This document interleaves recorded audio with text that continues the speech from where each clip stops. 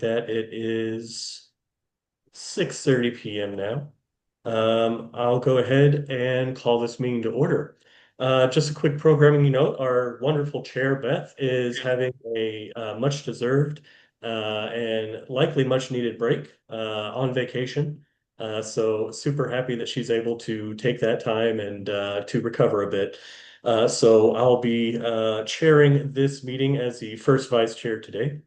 Um, uh, I think we should start with the acknowledgement of ancestral lands. So I wonder if Kat, you could get that started for us, and thank you.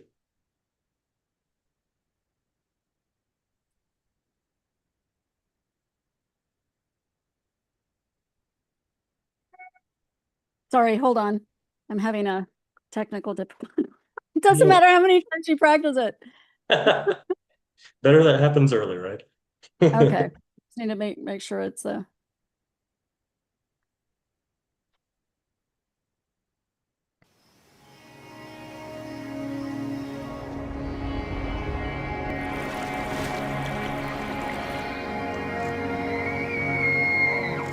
Hash Chesh Eskol.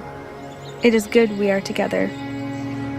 We acknowledge that we are on the indigenous land of the Coast Salish peoples, who have reserved treaty rights to this land, including the Duwamish, Duh Duabj, Suquamish tribe, Duh Akwabj, Muckleshoot Indian tribe, Buckleshoot, and Snoqualmie Indian tribe, Stokwabuh. We thank these caretakers of this land who have lived and continue to live here since time immemorial.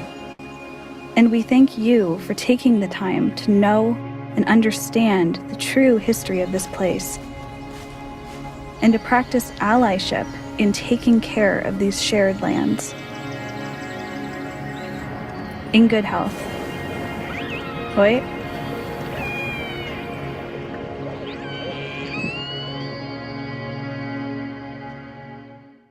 All right, thank you so much, Kat, for that. Um, so I've been thinking all day about what I wanted to say at the top of this meeting.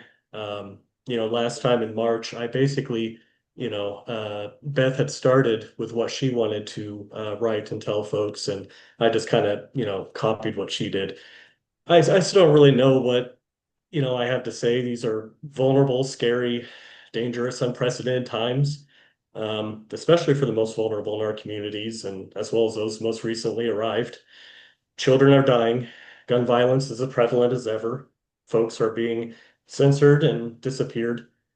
Every Republican senator is hoping no one noticed that they all voted against releasing the Epstein files while proposing to kick millions off of earned benefits. Uh, there's a lot of national problems, and everything feels like a tinderbox right now. It's it's this kind of time that I want to remind us all just to be neighbors, to be a community. We have differences of opinion here, and with every LD, every org, egos clash, feelings sometimes get hurt, and it always feels like we're not doing enough. So I just want to encourage us to all do what we can, take a break when we need to, and remember to check in on each other. Our differences of opinion and strategy are nothing compared to the differences between our values and those of the Republicans, whatever those are these days.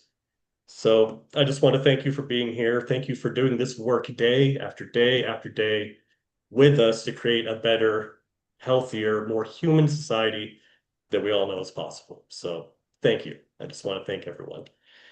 Um, with that, if we can move on to the agenda, I'll put the proposed agenda in the chat here, and if Kat, you'll share that, we'll be on a roll.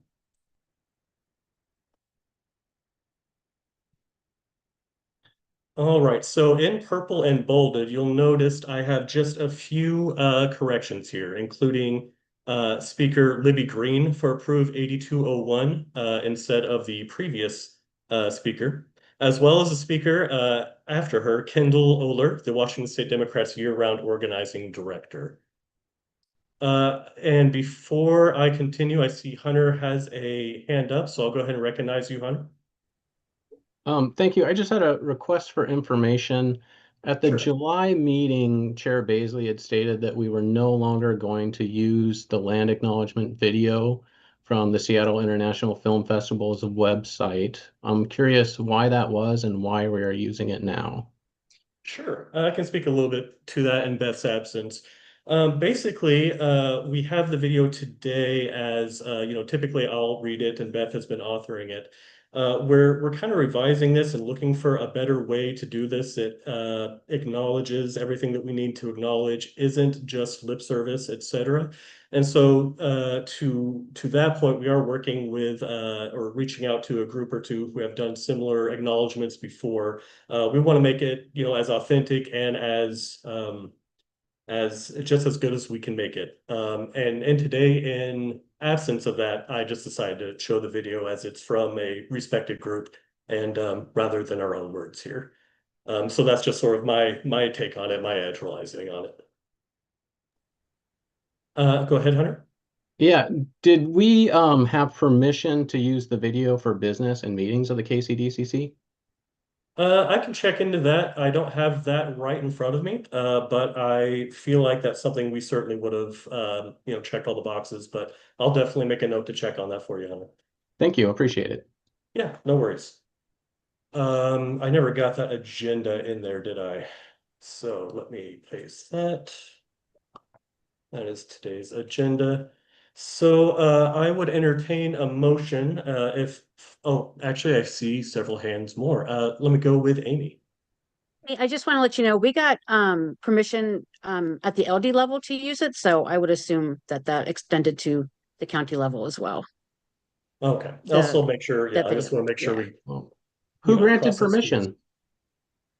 Was it SIF? I am not sure because I was not involved at that time, but I was in the meeting when we were asked to use it and was told that we had been asked and given permission to use it. All right, I want to recognize Robin with your hand. Hi, thank you. So I guess we don't have time for a report here. I can do this for good of the order or something, but one of the things that a subgroup of us have worked on is reaching out to the larger Democratic organization to see how we can reposition ourselves, rebrand ourselves, because apparently we suck so bad that Trump won. It's shocking to me. So something is very wrong with our party and with the way that we are reaching people and messaging people. So that is my driving force. Thank you, Robin. If we can save that for good of the order, that'd be great. It does Or- have to do with land acknowledgements. Oh, sure. Yeah, and that's the reason I raised my hand right now is because I do think that that is something, for me, it feels hollow. I don't know why we do them. There's a million things we could acknowledge and we don't. Why that? And if we care so much about our indigenous native populations, we should be working to get them elected and doing other things of substance. Yeah. Oh, wow. I Agreed. just, so anyway, that's my 2 cents. Thank you. Thanks, Robin. All right, and I would encourage anyone who has input about that issue, please feel free to send it along or talk about it in good of the order because it is something that we want to make sure that we do right and it's not just lip service. Which is, yeah, really that whole point for the questions from Drew and Robin. So thank you for that, not Drew, Hunter. Thank you, Hunter and Robin. So with that, though, for this, can I go ahead and actually we'll say it this way. Is there any I'd like to ask for unanimous consent to adopt the agenda. Is there any objection? Any objection? And any objections?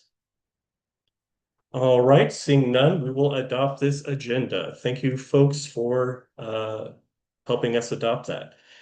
Next, we'll look at the August meeting minutes, which I will put in the chat here and Kat will share. Thank you, Kat. I'm having trouble clicking in the right area. There we go. All right.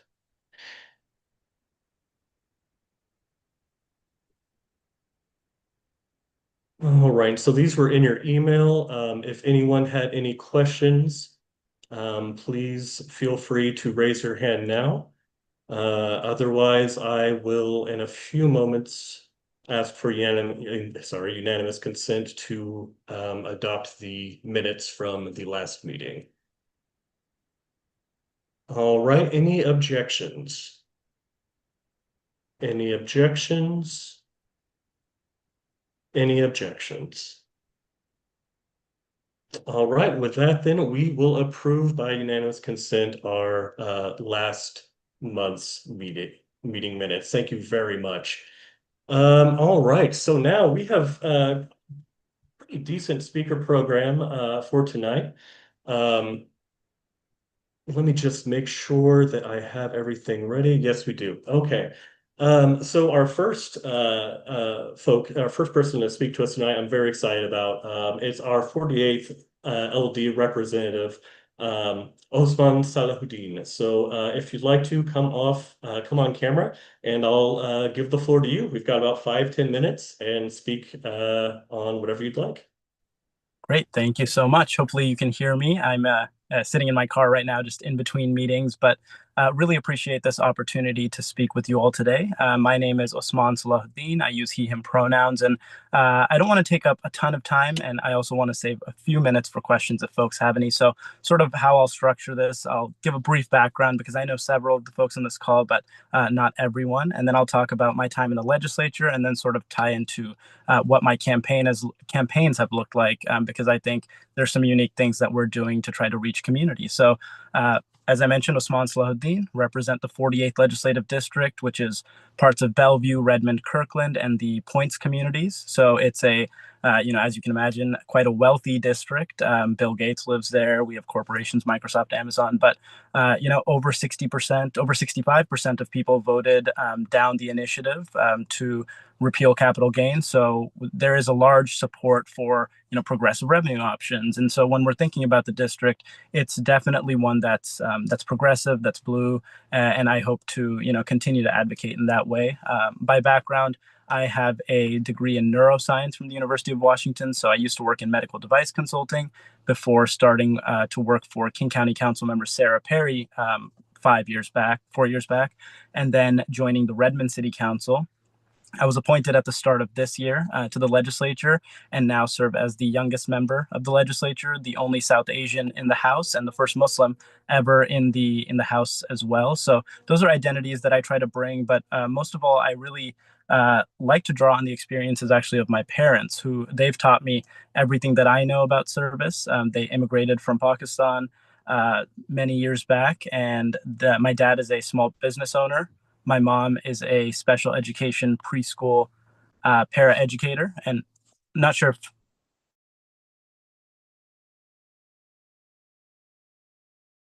me.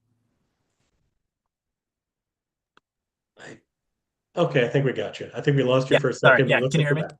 Yes. Sorry about that. Yeah, can you hear me now? All set. Yep, you're good. Thank Yeah, you, yeah. sir. Sorry about that. I do not know where I got cut off. Yeah, it did freeze for about 6 seconds there, right after talking. You introduced the idea of your parents' Oh, influence. yeah. Can it's glitching for me. I don't know why. I haven't moved, and I saw the entire meeting. Can you all still see and hear me? Yeah, you're good. Thank Okay. you. Sorry about that. Um, yeah, I'll try to cover as much as possible in because it's freezing over and over for me. But my parents, they've inspired a lot of the work that I do. My dad is a small business owner. My mom is a special education preschool paraeducator. And so when I serve in the legislature, I draw on their experiences as immigrants. I draw on my mother being a special education teacher and seeing that outcome in the schools. And so in the legislature this year, I'm sure many of you tracked, but we had a large budget deficit. We had to fill that, and I was very supportive to make sure that we prioritized our communities that were most vulnerable, the communities that we see now even more at risk under the federal cuts. And so some of the legislation that I worked on included a first in the nation bill that allowed for immigrant workers to use the paid sick leave that they've already earned to attend to immigration hearings for themselves or their family members without fear of retaliation, without identification of their documentation status. I passed a bill that allowed for crisis co-responders to now be deemed as first responders under workplace standard laws, so that if they get tuberculosis, they are now classified in that first responder and have adequate coverage. This also allocated $500,000 in funding in a tough budget year to give trauma-informed training from the UW School of Social Work to our crisis co-responders, knowing that behavioral health is such a huge challenge that we need to tackle in our communities. There was a few other pieces of legislation, but ultimately I will say in such a difficult year, it's not, how this session transpired, but also some of the loss that we saw. I mentioned I worked for Council Member Sarah Perry, and sorry, it froze again, and the loss of late Senator Bill Ramos, who I was quite close with, during a year in which I was appointed, in which I had to run immediately the day after session ended. All of that, compiled together made it a tough session, but I'm still inspired to continue serving. That's why I put my hat in for the special election this year, want to continue serving, and very grateful to share that I got over 63% in the primary in August. So bodes well for the November election. But ultimately, just to wrap up here, what we're doing in our election is a little bit different. We love to knock on doors, thousands and thousands of doors as a team. But I know a few folks on this call know this. I have over 50 youth interns who are middle school and high school students who are helping. Over the summer, we door knocked every single day. We had events, we had opportunities for engagement, and that allowed us to raise over $200,000 by the primary. And we're continuing to do that so that these young leaders aren't just motivated, when it comes to extracurriculars in their schools, but they actually understand the civic process. Every single year, including this year, I believe this year we'll do it in November. I host a Young Leaders Summit where, last year we had Congresswoman Del Bene come and speak. We had Governor Inslee. We had Congresswoman Jayapal share a video, and over 20 state elected officials. We'll do hopefully a similar format this year. But ultimately, my goal, not just as the youngest member of legislature, but just in general, is to engage as many of our young leaders, because that's our next generation of power. And that's, I think, who Robin, you were starting to share a little bit earlier. How do we rewrap what the Democratic Party is bringing to the table? And it's really engaging the folks that are going to be impacted 10, 15, 50 years from now. And so that's, a little bit about me. I am really inspired to continue leading. Very grateful for the support of the King County Democrats, the 48th legislative district. I saw Katie here somewhere. But really, thank you all so much for this opportunity, and I would love to answer any questions right now. I'll also leave my multiple emails in case you have any official or campaign questions. Thank you so much, Representative Saladin. And I'll open it to any questions if anyone has any questions for the representative.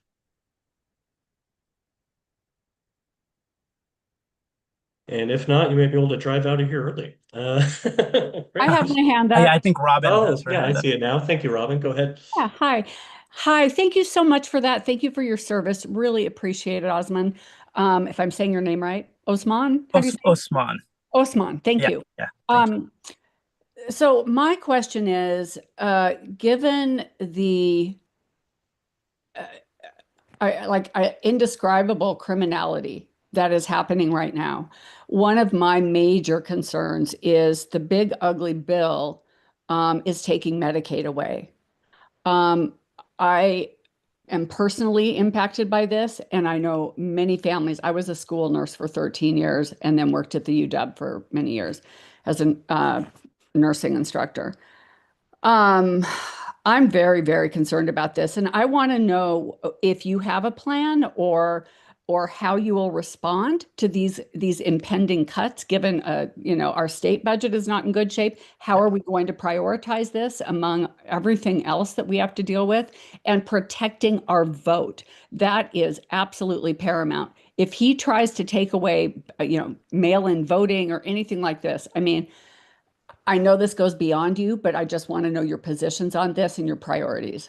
Thank you. Absolutely. Thank you so much. I'll share three quick things. First of all, thank you so much for the work that you've done as you mentioned school nurse and working at the UW. I used to work at UW Medical Center in the emergency department, as well as Fred Hutch Cancer Research Center. Healthcare and access to healthcare is incredibly important to me. Secondly, I think from a budget perspective, Washington State isn't in a great budget space. We have the rainy day fund. I'm sure the governor will exercise that. I have been a proponent of more progressive revenue, a la the income tax, and I think we need to really think about how we're going to get to a non-Band-Aid solution of how our state can adequately get to the state revenue, excluding what's happening at the federal government, the state revenue options that we need to make sure that we are prioritizing our communities here in Washington State, knowing that we can't have that expectation of the federal government right now. Also on that lens of revenue, knowing that we do have these cuts coming, our state needs to fill things. I actually have some ideas, specifically a vacancy tax, in which there's a lot of vacant properties. Investors are purchasing them and leaving them completely empty. I think there's opportunity for us to be creative in getting more tax revenue for our state, whether that is to support options such as filling in the cuts to Medicaid or SNAP, or just affordable housing revenue, et cetera. So there are opportunities that I'm already exploring myself. Finally, I will say, I know we all wish we weren't in this situation, especially coming from the federal government. I stood at a rally last week, I believe it was, with One America, and it was to specifically target the sharing of data with the Department of through the Department of Licensing in Washington State with ICE, which led to the detention of someone in my own district. And when I think about these, the threat of potential federal cuts, further federal cuts to funding if we completely stop sharing data, I am of the opinion, and it may be unpopular in some cases, that there are human rights that will be violated that we cannot come back from. If someone is deported, what is that process going to look like for their humanity, for our humanity, and how we can reconcile that in the years to come? So standing up against this regime at the federal level is a top priority of mine, and I will continue to do so. Immigration is just core to who, my family, my community, but I will do that at every step of the way. So that's sort of at that high level. It's tough. I don't have the right answer right now of where we're going to get the funding, but I know that the legislature will be working hard towards that. Thank you for that question. Thank you, Robin. Thank you, Representative. Any other questions for Representative Salahuddin before we move on with our agenda here? We're very thankful for you spending some of your night with us. There wasn't any interruptions from our side after the big first one, so just saying that. Perfect. Thank you so much for that. Yeah. No problem. Seeing nothing else, I guess we can move on. Thank you so much for your time, and we're rooting for you. Yeah, really appreciate it. I'll leave my contact information here as well. Thank you. Absolutely. Thank you so much. That was our great representative from the LD 48. Well done, LD 48, by the way. Next, we have Sage Lawrence, the campaign manager for Dion Foster for Seattle City Council number 9. Also here to speak on the power of organizing and canvassing in general. So Sage, feel free to take it away whenever you're ready. Perfect. Well, yeah, thank you all so much for having me. Really excited to be here and speak with you all. Just to give some background about my own experience, why door knocking is really important. I'm excited to speak to that, share some personal experiences I've had as an organizer, and then wrap up with ways for everyone to be involved. So just for some background, Sage Lawrence, he, him pronouns. Like Josh said, I'm Dion Foster's campaign manager, and just thrilled with the primary results that we had in August. We won by 23 points against the current city council president running citywide. So really just phenomenal support from the community, and so excited about that. And in terms of my background, I am from Eastern Washington originally, and this is my 8th campaign. So been on a number of these.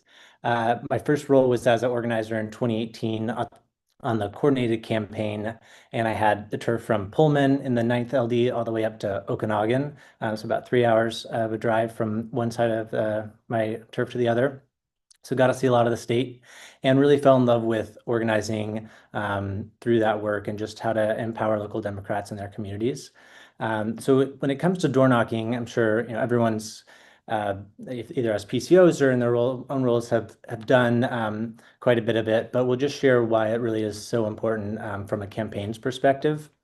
And there's been a lot of research looking at how do we really get people to change their voting behavior. And time again, door knocking has been shown to be the best way to move how people are voting. And so it can increase turnout by about 7%. A number of studies have shown that. So really especially important to get people out to vote. And then in local elections, there's really an opportunity in those face-to-face interactions to change folks' behavior and to vote for the candidates you're door knocking for. So I think in these odd year elections, getting out, one, when we know turnout's going to be lower, that really makes an impact. And then two, when it's a nonpartisan race, there's really a chance to move the needle and sway voters to vote for candidates. And what I'll share with the campaign that we ran, we actually did some analysis after the primary election. We found a statistical difference in precincts that we had knocked, both increasing vote share for Dion and increasing turnout. So just another data point that it really does matter. And one of the sides of organizing that I want to speak to is this idea of the neighborhood team model. If folks have heard of that, it was really popularized by Obama's campaign in 2008. And the way I think of it as a pyramid scheme for democracy. So instead of having one organizer that's organizing all of the volunteers, you have the organizer who's kind of leading in their region, and then they have volunteer leaders throughout the district who are really taking on kind of a mini organizer role and taking on leadership of recruiting other people to volunteer, finding somebody who can help drive canvassers around, somebody to help with data entry, somebody to help bring, snacks and water to the events. So you create these teams throughout the district that really help campaigns create that exponential growth as you get closer to election day, when you really want to have the maximum number of volunteers out on the doors to turn out voters. So that neighborhood team model, just share that because I think as folks are thinking about where to spend their time, if you can really consistently work with one campaign, show up each week for a 2-hour shift, that really helps campaigns build that exponential growth because you get consistent volunteers that can step up, take on leadership roles, and grow the base as we get further along in the election. And personally, I'll share when I was an organizer in 2018, I had the pleasure and unfortunate situation of organizing in the 4th LD where Matt Shea was the representative.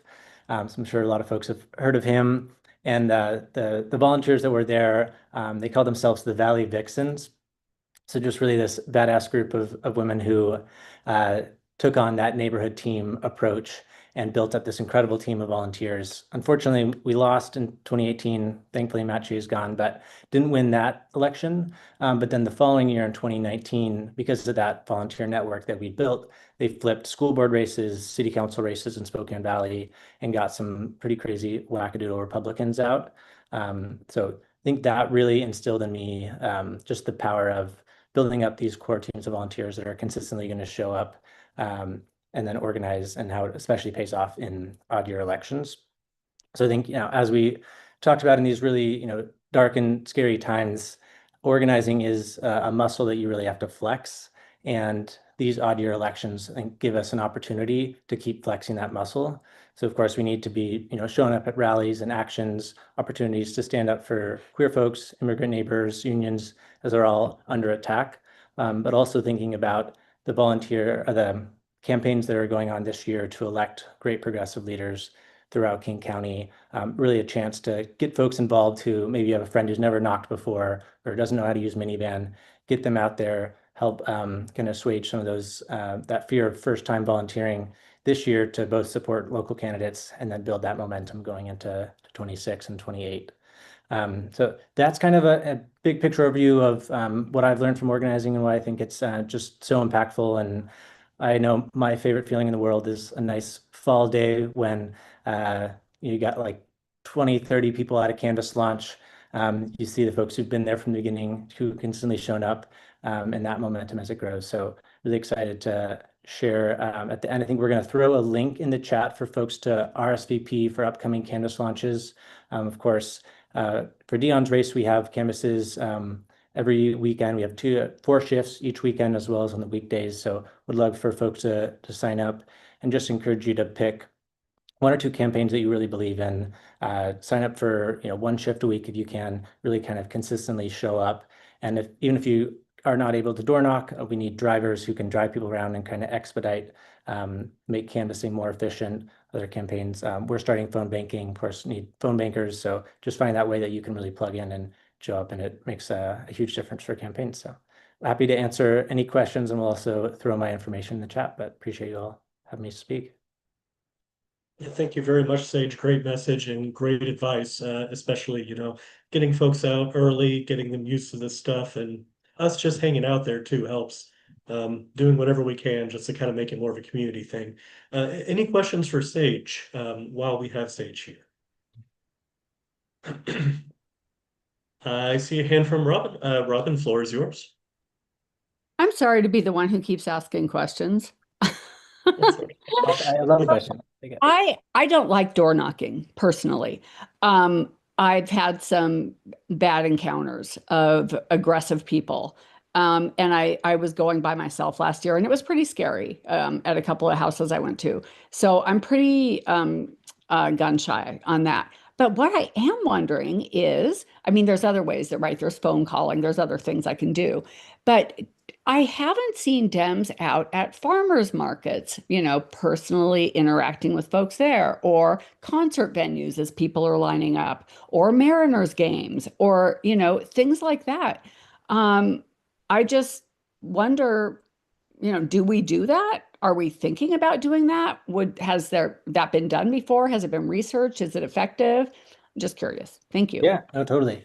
I know. So in Seattle, it's a little unique because we have the democracy voucher program. So in our case, we actually have had a pretty robust presence at farmers markets, just specifically to gather those democracy vouchers, which is our publicly financed selection system. But that's kind of unique to Seattle. I know the kind of high traffic canvassing is the jargony term for that, going out to events, farmers markets, concerts, things like that. And I think it works well if it's really targeted. So like trying to register new voters outside of like a university. There there's a lot of people, they're not signed up. You can get them. I think the challenge with trying to use that to really persuade or turn out people is that if you go to a Mariners game, majority of people aren't going to be from the district that you're trying to target. And so the value of door knocking is you can really hone in on, you have the data on who you're talking to, what their voting record is. And so that's why I think kind of the data shows that door knocking is more effective. And I know, yeah, door knocking can definitely be intimidating. I got chased by a pretty scary pit bull a couple weeks ago. But if you're, I think going in pairs, there's oftentimes other folks who maybe have been in a situation like you and don't want to go by themselves. And so just showing up at the canvas, finding someone else to go with, or driving with folks can be a helpful way to still get help campaigns get out on the doors. Thank you, Sage. And thank you for the question, Robin. I see Bunny has a hand. I'll recognize you, Bunny. Please feel free. Thanks. And I'm more responding to Robin in that when you talk about high volume, find your captive audience. I live on Vashon, where our ferry service is often marginal and the lines are often long. And I always have our literature and voter registration materials and all that in my car. And I work those ferry lines because people are stuck in their cars. And they're perfectly happy to join me in complaining about the ferries and then talk about updating their voter registration or voting for candidates that we believe will be more beneficial for ferry workers. I mean, for ferry riders as well. So what other captive audience opportunities are you aware of? I love that. Always, yeah, captive audience is always great. Let's see, and thank you for that question, Bunny, or that not even question, that addition, Bunny. That's a good point. And thank you for working those big boats for us. See a hand from Amy. Please go ahead, Amy. Yeah, on that same subject, I think it's really important that you do that kind of work in your LD and see what is available in your specific LD. Beth Baisley and I have been trying to go to different farmers markets around King County, and we're finding that the Republicans have been so obnoxious with trying to get voters at these farmers markets that we're not being allowed in. So we can stand at the gates and pass out materials, but not even wonder, even when we were there to register voters, we weren't there specifically to talk about Democratic candidates. And then people don't typically stop because that's not what they're there for. But where we do have a lot of success in the fifth is that we purchase booths at every festival, at every municipality in our LD. And we get a ton of engagement with voters at those booths. We have different games and things to bring in kids and bring in adults. And that's where we have some of the best communication with voters outside of door knocking. So that's one place to try. If you are gun shy about having a bad experience, setting yourself up where there's alcohol and where somebody can watch you be there and formulate the argument in their mind is not the best thing, because they'll get themselves drunk and then they'll come up to you to start a fight. So I wouldn't really do things like Seattle Mariners and big things like that, but smaller community-based activities are a really good place to talk to voters. Thanks, Kat. Any thoughts on that, Sage, or No, I think that all makes a ton of sense. Yeah, the fairs, I think whenever, when you have those captive audiences, and especially in areas where Republicans have been in more rural areas where they're kind of the more common ones you're going to see, it really makes a big difference to have a yard sign out, to show up at those fairs, at parades in smaller towns. A lot of my work has been in more rural areas, and it'll just catch people by surprise that somebody has a Democratic sign, or that you're at the local small town parade. And I think it goes a long way to really show up and show that we're not giving up in those areas. makes sense? All right. Thank you so much, Sage. Any more questions before we move on to our next speaker? Again, thanks you so much. A lot of good strategies, Sage, and a lot of good reminders as well. Seeing no other. I just threw my information in the chat. Encourage folks, of course, always plugging our social medias. If folks like not just our campaign, but other social media accounts, they're, of course, the internet's viral. So the more people engage online, then that really spreads the word, in addition to all the great volunteering opportunities. Great. Thank you so much for that, Sage.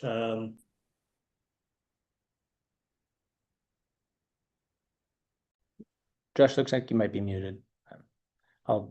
Appreciate all. Yes, I am. Thank you very much. I super appreciate that, Sage. Well, thank you for joining us, Sage. All that information is in the chat, including a link to a bunch of different canvassing events that we can go to. Please check that out. And yeah, again, thank you very much, Sage. Next, looks like we will have for Approve 8201. We have Libby Watson. That's also the Washington Cares Act. I'll put a couple links in the chat here. And let me just make sure. Libby, are you here? If you are, feel free to come off mute. Hello, I sure am. Am I able to share screen? Yeah, you can feel free to do that. Or you can throw a link to Kat and she can. I'm on it. Oh, since it's paused, resume. Maybe. I can see the screen. You can? Can other folks see the slideshow? For some reason, for me, it says it's paused. It's visible, yeah. I'm seeing your I can status, see Jeff. PowerPoint. I can see the PowerPoint, but it's showing all of the slides, not the actual There we go. slideshow.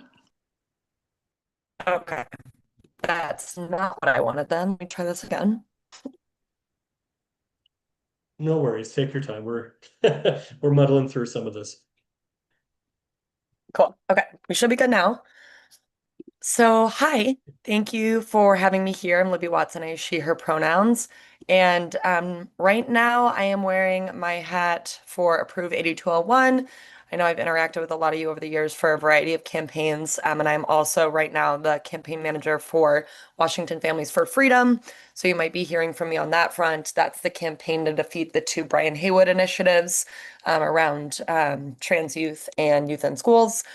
But for tonight, I'm talking to you about 8201, which, like Josh said, is very much tied in with our state's long-term care program. And I managed the No on 21-24 campaign last year, which thankfully went our way. So we still have the Walk Cares program. And with 8201, we're really proud to say that it has widespread support from Democrats and Republicans, in addition to nurses, healthcare groups, labor unions, and more. Both Governor Ferguson and Senate Republican leader John Braun support it. And it seems clear to everyone, regardless of partisanship, that securing long-term care funding for millions of Washingtonians should be a priority. Especially because, or actually I'll stay on this, especially because, as most of us are aware, Medicaid is going through some pretty devastating cuts on the federal level, and it's the largest funder of long-term care in the nation. So these cuts at the national level put more pressure on states to protect their residents. 8201 will make our long-term care fund more reliable and secure. And it requires 100% of investment income earned by the state's long-term care trust to only be spent on long-term care services. As taxpayers, most of us have been paying into the long-term care fund, and benefits will start next July. 8201 strengthens the program to help seniors and disabled Washingtonians while protecting taxpayers. Under this measure, the long-term care fund is projected to earn a minimum of $67 billion more over the next 50 years without costing taxpayers a dime, and it decreases the chance of increasing premiums for Washington's long-term care benefits. I know a big concern for folks during the 21-24 campaign, and as this program has been enacted, people have been afraid that that payroll tax would increase because of market and rising cost of living, generally speaking. But this takes into 8201 takes into consideration rising ups and downs in the market and ensures that we can keep premiums low. Current law limits investment of the trust fund to only low return choices like government bonds and savings certificates. So the change, if this passes, is that it allows the trust fund to be invested to produce higher returns. This proven method would be managed by the independent, nonpartisan Washington State Investment Board, which I'm getting a warning that my Wi-Fi is bad, so I'm going to go off camera for a minute. But this proven method would be managed by the WSIB, which is bound to the highest fiduciary standards. And the State Investment Board, like I said, takes into account market ups and downs with an average 7% return per year. And this same investment board has proven stability. They already successfully manage $200 billion in Washington's public pensions and disability funds. They have a strong track record of fiduciary responsibility, securing high returns for funds that provide benefits for many Washingtonians. And other states, including California, New York, and Oregon, also professionally manage similar long-term public funds with strong results. In each case, in those other states, professional investment has increased returns, reduced taxpayer risk, and preserved benefits. So we hope that King County Democrats will consider an endorsement of Approve 8201 and help us spread the word. Thank you very much, Libby. And just so everyone knows, we do have that as a line item to discuss and vote later on during our endorsement committee report. So with that in mind, I'd like to open the floor for any questions for Libby, if you've got the time. Thanks, Libby. Yeah, happy to answer questions.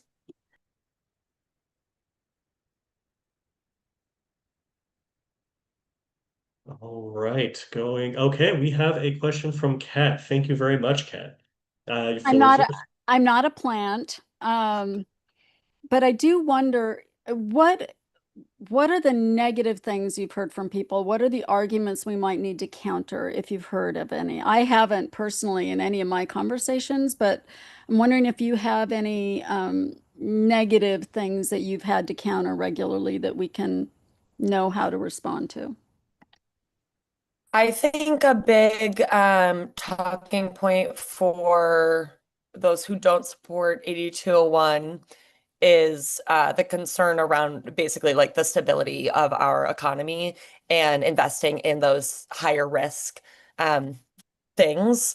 But our counterpoint is that the WSIB has all this proven stability and has been managing similar programs with success. And this is not the first time our economy has been in a scary spot. So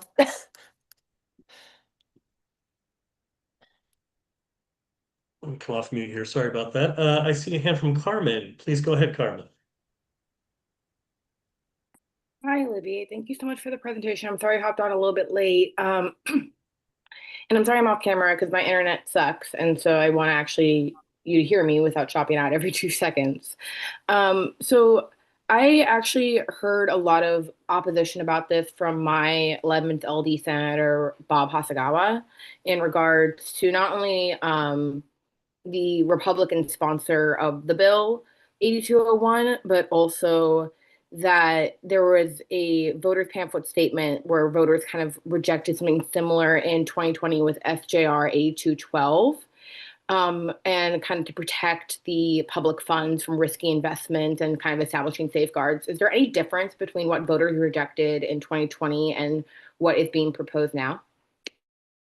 that is such a good question that I wish I had the answer to, and I don't. I haven't heard that much. Granted, I am not full time on this campaign, so not as in the weeds, and it's obviously a very wonky ballot measure.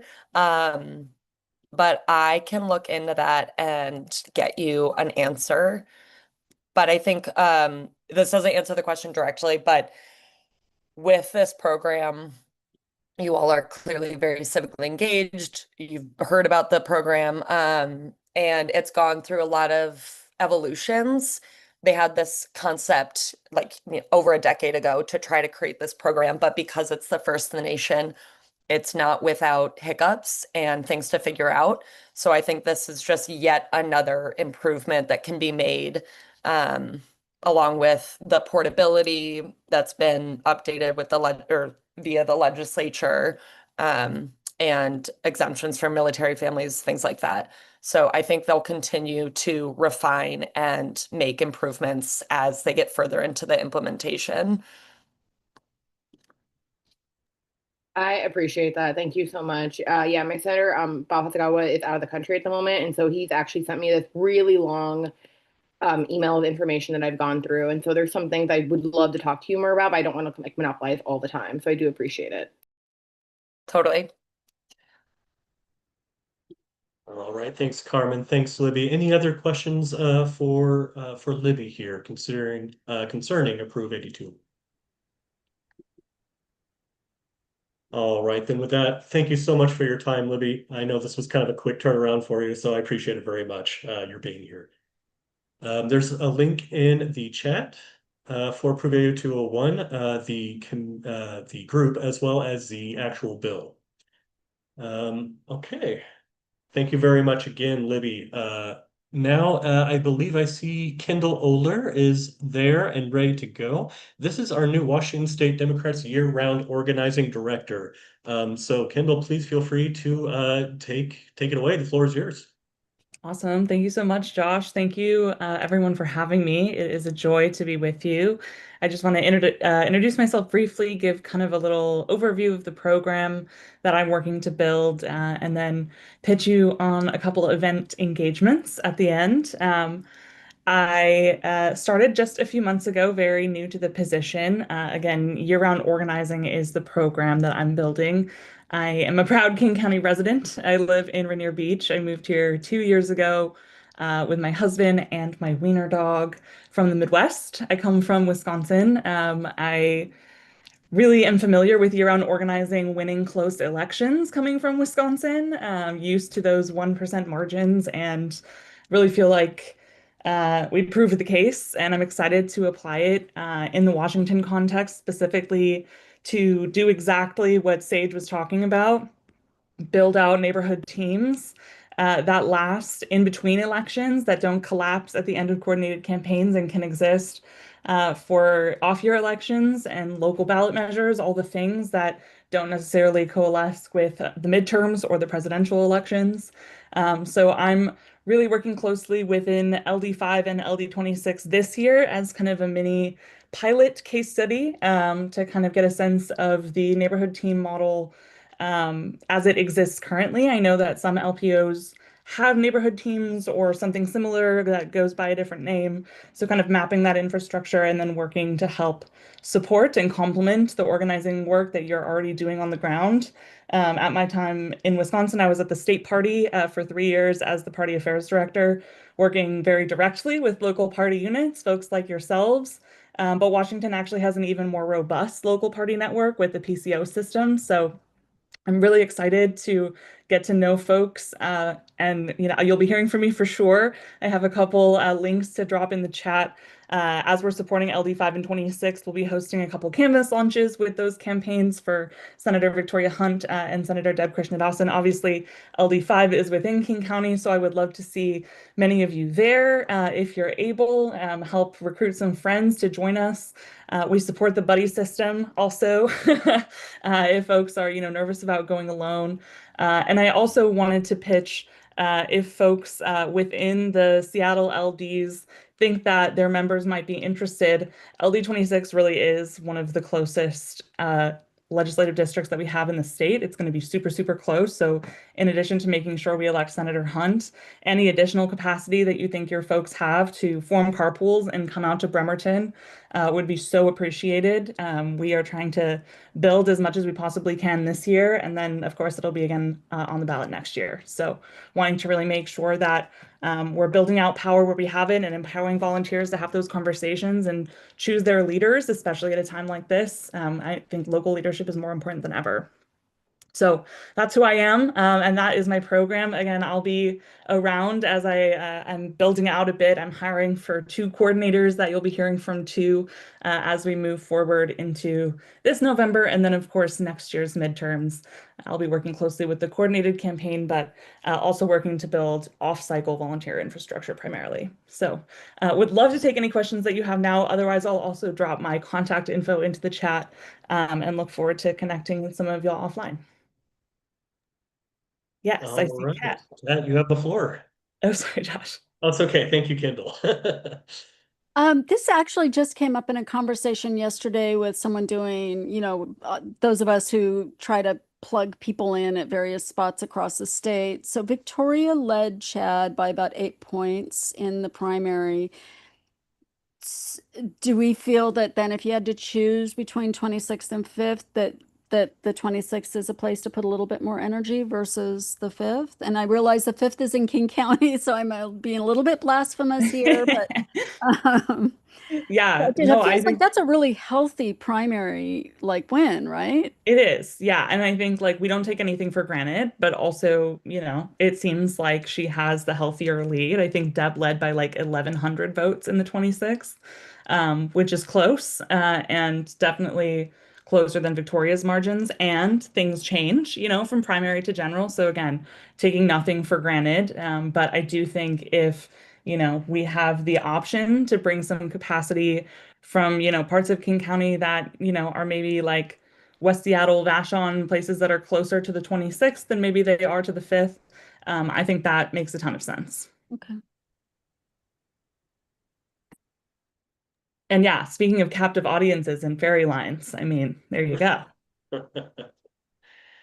All right. Any other questions for Kendall? And I just want to thank you very much, Kendall. It's a big thing for Shasta, the state as well as King County, every race, every place. So just saying we're there with you. Not seeing any hands here. So yeah, Kendall, I'll give you the last word and thank you so much for joining us. Thank you all so much. It's been a pleasure. We'll speak with a lot of you very soon. Thank you very much. We're happy to have you, very lucky to have you. All right, with that, that wraps up kind of our opening speaker volley for you. So with that, maybe everyone gets a little stretch in real quick. I'll mute in a minute unless anyone wants to hear the cracking of all my knuckles. But in the meantime, we can start queuing up our committee reports with our treasurer, Diana Phillips, and I'll give you a moment to get ready there, Diana. I didn't want to drop it on you.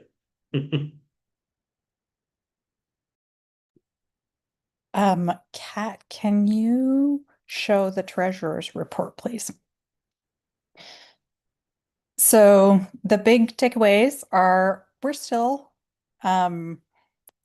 raising money. We've got some expenditures planned, stuff that I'm sure Amy will be talking with you about here soon about getting out the vote. We are also starting to think about how do we get a little bit of a jump on next year? We know that we need some folks in the fundraising space in order to really make 2026 very effective. So we're looking for a fundraising chair, committee volunteers, all kinds of folks to help build that out to make it a lighter lift. Right now, fundraising, I think there are one or two or very small number of people, less than 5 people, are doing all of the fundraising for this entire organization, including our school board representatives. So we just need a couple extra folks who are willing to make some phone calls. We've got data. We know who we should be calling. We just need humans. Um, one of the things you can see from this report also is that we have been very fiscally responsible as an organization. We have not been spending a ton of money, and we don't have any plans at this point for a fundraising expense that would come through in the cycle, in this annual cycle, which is end of March next year. So we don't have anything specifically planned yet, in part because we don't have a fundraising committee. We also do not have anything specifically planned for the leadership development space. Keep these things in mind, they will come up later. If we scroll down a little bit, you can see that we're doing well from an operational surplus perspective. We're a little bit lower than where we'd like to be. The numbers in parentheses means that it's down as opposed to where we should be.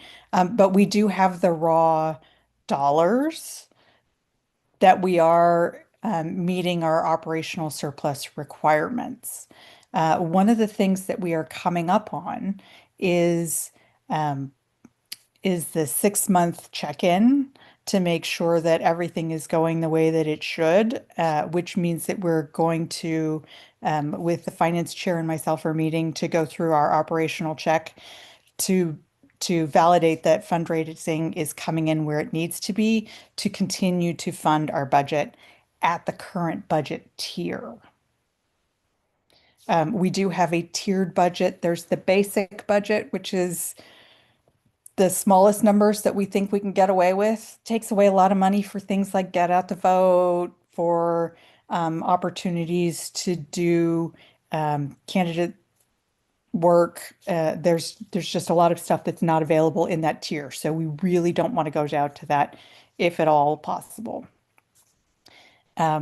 Which means that we need to meet our fundraising goals for the 6 month period that we are coming up to.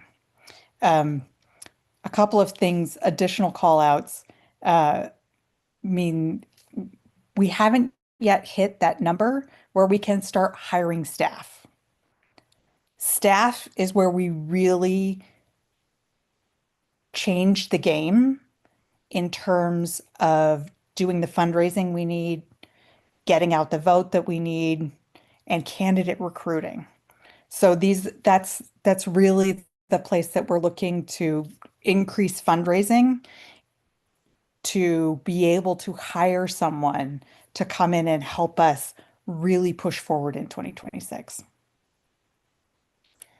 I'm going to take a breath here before we move on to the next element, which is going to require a vote. Are there any questions? I know this is boring.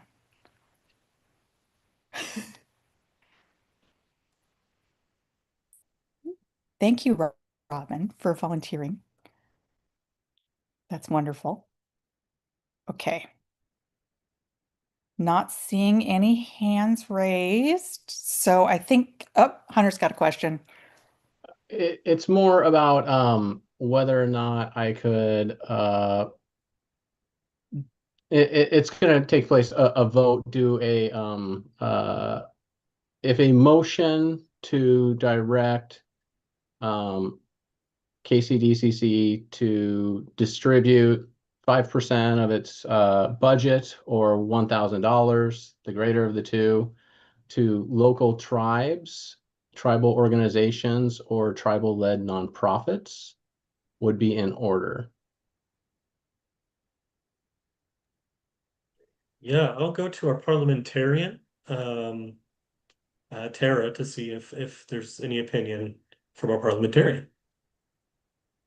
Unless that fits as an expense under the current budget, and there's also some rules about approval of expenses of 1,000 or more, but we can't move anything that would be a budget amendment that has not already been specifically spelled out in the notice. I think that would fall under section 9.5 in our bylaws, Hunter, which would be considered an unbudgeted expense. Happy to have this conversation offline, though. I think it would fall under infrastructure, paying rent to tribes, kind of like, we give the land acknowledgement or outreach. No? That's not, infrastructure is, that does not fall into the budgeted and planned expenditures in the infrastructure category. So we would need a subcategory for that. We would need to discuss it as an unplanned expenditure. Okay. And it unfortunately there's tiers. So the amount of money that you're talking about means that we'd have to have a conversation with the chair and the finance committee. Okay, so how can I get this for consideration next month? Shoot me an email. You We'll got start it. Thank having you. that conversation. Yep. All right. Awesome. Thank you, Diana. Thank you, Hunter. I wasn't sure. The conversation was very instructive and helpful for me. Yeah, but Diana, I think you have. All right. Well, we're going to jump into the next thing, which is a proposed budget amendment. As you saw in the last couple of slides, we don't have any specific plans for fundraising expenses and for leadership development. Those two items between them have $15,000 allocated in the budget. What I am proposing this evening is that we eliminate the leadership development line and cut the fundraising down to $5,000 so that we can reduce the revenue and fundraising burden that we have on our existing team. This has, for what we have planned, this has no functional impact beyond allowing us to remain in the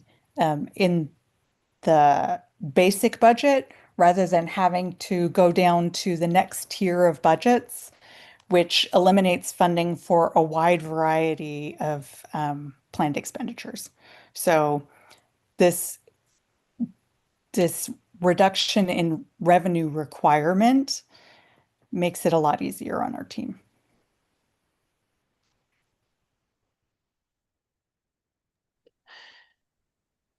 All right, and I absolutely welcome questions on that. And Diana, and I'll ask the parliamentarian to kick in for this too. As is coming from yourself, and I don't know if you consider yourself committee, our treasurer, but does this count as a motion and a first essentially? Or Essentially, a this motion is and second, rather. essentially this is coming from the finance committee, so it is a motion and doesn't require a second. Great. All right, I'll give a little more space for questions here. Otherwise, let's see, shall we take a vote on this? I think this is something we should get an official vote on with our green and red checks. I see a hand from Lisa. Before we do that, go ahead, Lisa. I'm sorry, I can't quite hear you, Lisa. It's completely silent. I'm sorry.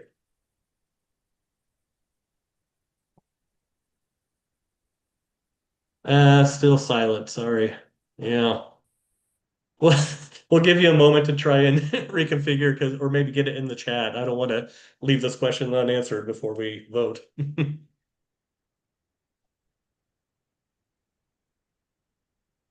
All right, not seeing yet any chat or Lisa coming back.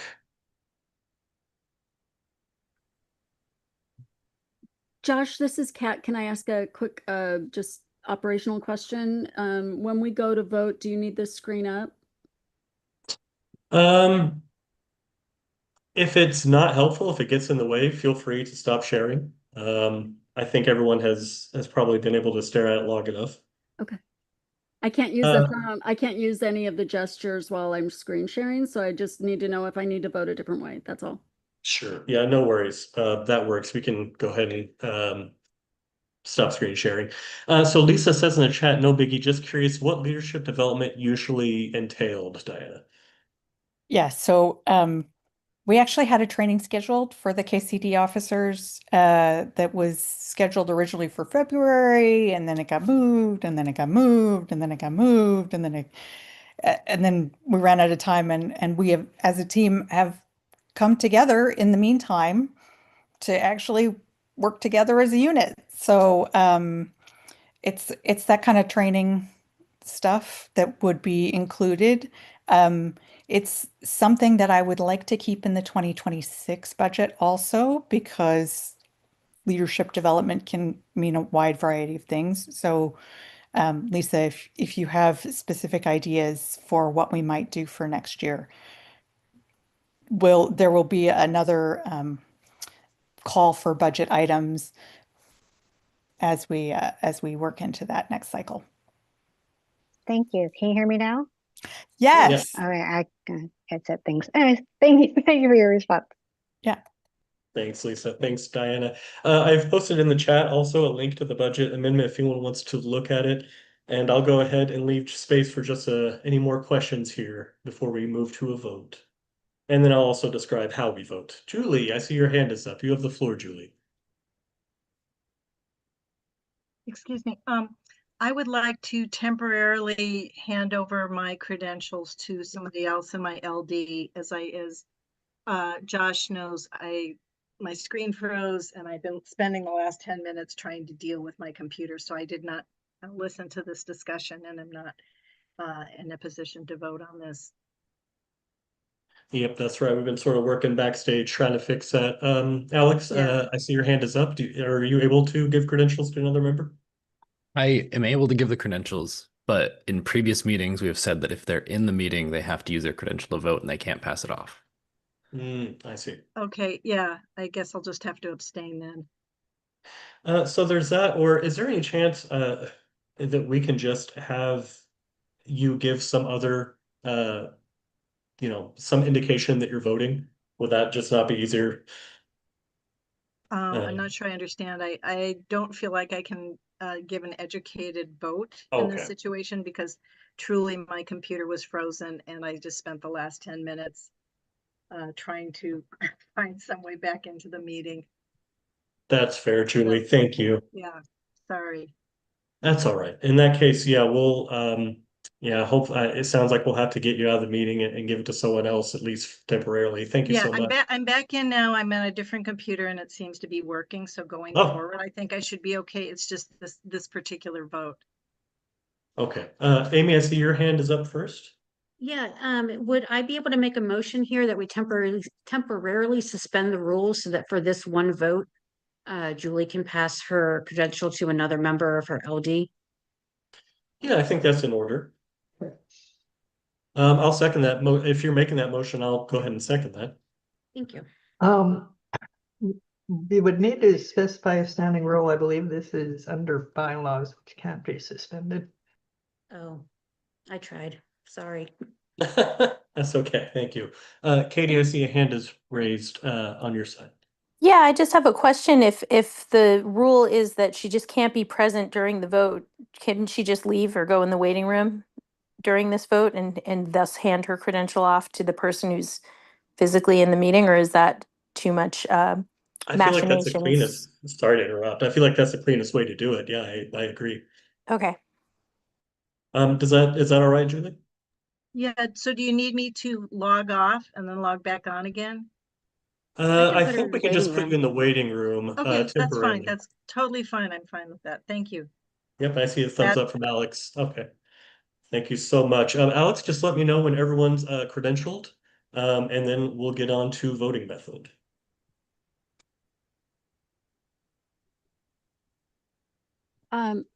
Mr. Chair, I think you and Alex might need to confer in the back on who the credentialed voter would be. I believe they have two alternates here. I see a hand, Alex. Oh, Go no, ahead. I'm sorry. One of the alternates is here and that would take precedence. Sorry. Perfect. Alex, go ahead. That was going to be my question. It's Kathy and Tara are both alternates.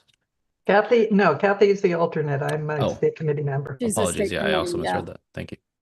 Okay, perfect. And yeah, that's so basically it goes, chair, vice chair. We have our committee, our two representatives, and then alternates, and then state committee, barring that, just for folks' information there. Okay, I think we've had enough time to look at this budget amendment. The way we're going to vote on this is that we are going to go down to our share buttons. And basically, sorry, not share. I'm already react buttons. And we are going to choose the green check mark for yes. We want to adopt this amendment, or the red X, no, we do not want to adopt this amendment. There are two ways to show a abstention, which is either nothing or a coffee cup. You're on coffee break. And basically that won't count against the total. So go ahead and vote with your red or green checks, and I'll ask the tally committee to get tallied and get us an official vote. Thank you very much.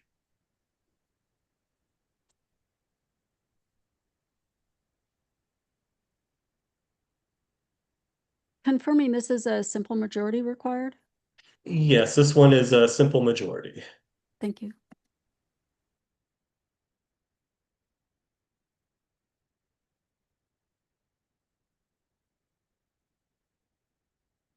Yes, still seeing a few tick in here.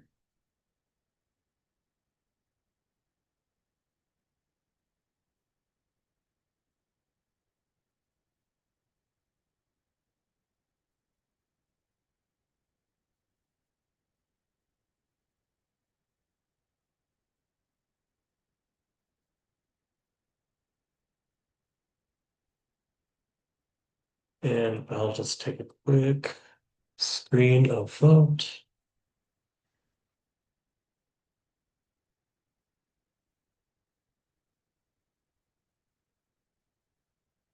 Alex, you have the floor. Thank you. Yeah, I was just looking and I'm not seeing it change. So if you want to call it. Let's go ahead and call it. What do we got? I see 28 yays, no nays, and 5 abstentions. All right, then if you'll go ahead and put those results in the chat, it sounds like we have passed this amendment. Thank you very much, everyone, for participating.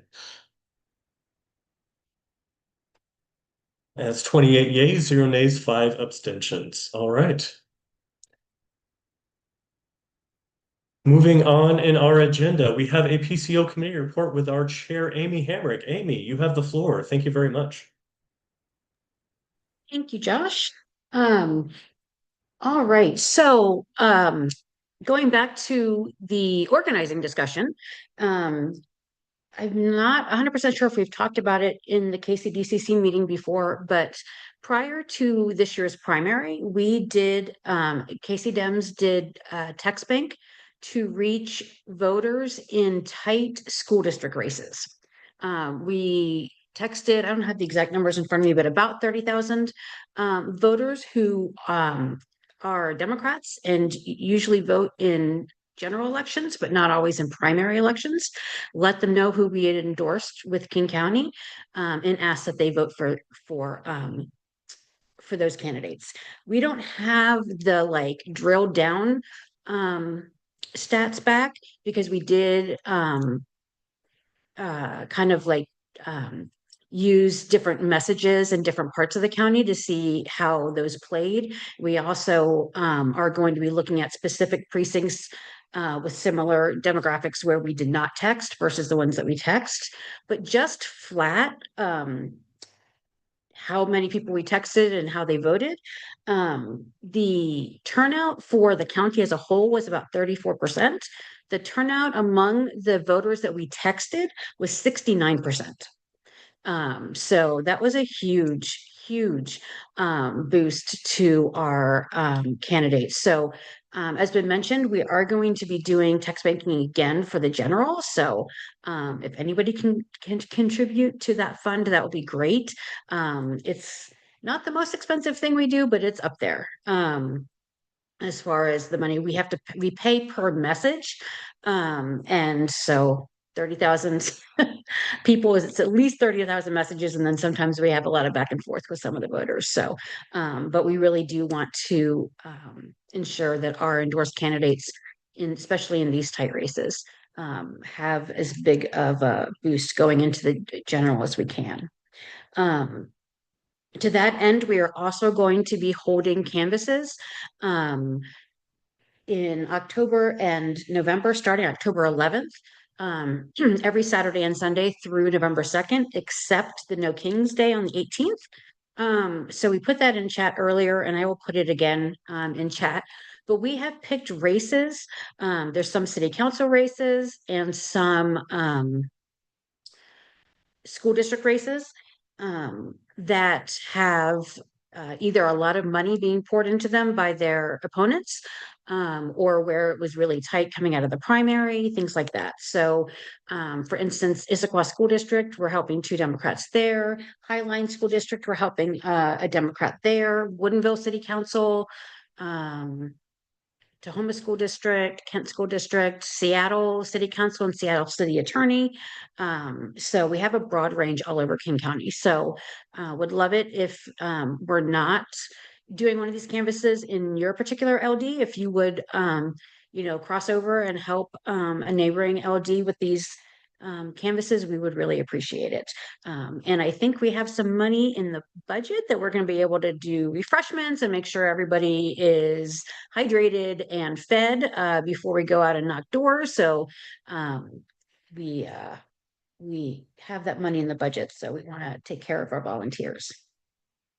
I do also want to report that we had to cancel our service with PandaDoc, which was the software we were using for the PCO application forms, because they did something really screwy with the way they billed us, and it was going to exponentially increase how we paid for our Panda forms. So we are, for the second time this year, redoing our PCO application protocol. So the form is still up on our website. You can still fill that out. It's just going to take a little bit longer to get to the LD. We're kind of doing it piecemeal right now until we can get all of the different steps and forms situated. So Erin has been working very hard as our tech chair to get that ready for us. So people can still apply. It's just going to be a little bit of a hang up. And then as soon as we have the new forms and everything completely done, we'll be sending out information to all the LDs so that you know exactly what you'll be looking for, since it's going to look different than it has in the past. And I think that's everything that I have. Thank you all so much for your support. We really have done really well for our endorsed candidates this year. So look forward to seeing you all out at events for the general. Yep, Any I definitely echo questions? those remarks, Amy. That's that's also that huge gain in voter participation from text banking. That's almost unheard of. So that's Yeah. great to hear. Truly amazing. I don't want to cut you off if you had anything else. No, no, that was it, unless there's any questions. Oh yes, yeah, please, questions. Welcome those. I will also say, I know that there's a lot of concern about people being tired of the political texting and whether we turn off people. We were really, like I said, very careful about who we targeted, but also our messages were just very like, we are the King County Dems. We're talking to you because you're a voter here about this candidate.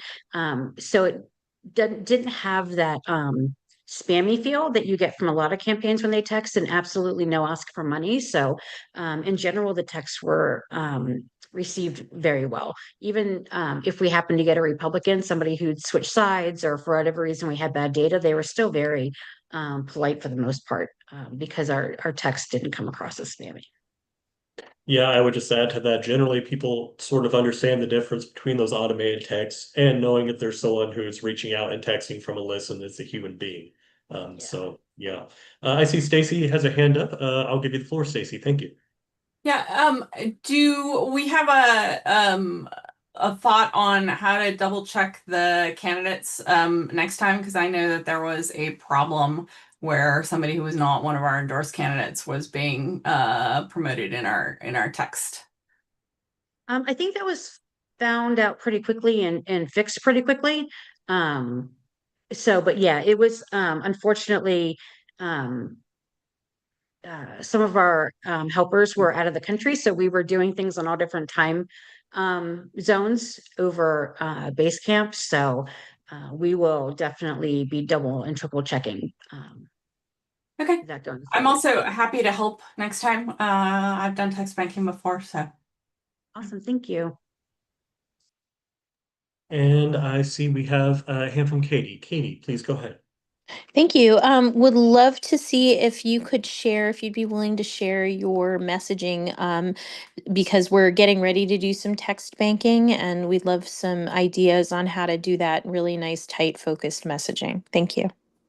Yeah, absolutely. I just because I did not make the messaging, I just want to check with our consultant and make sure that he doesn't mind us putting that out there to the LDs, and then we'll get it out to you when we get his okay.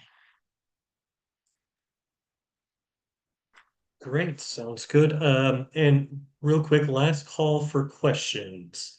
Last call for questions for our amazing PCO committee. Thank you so much, Amy.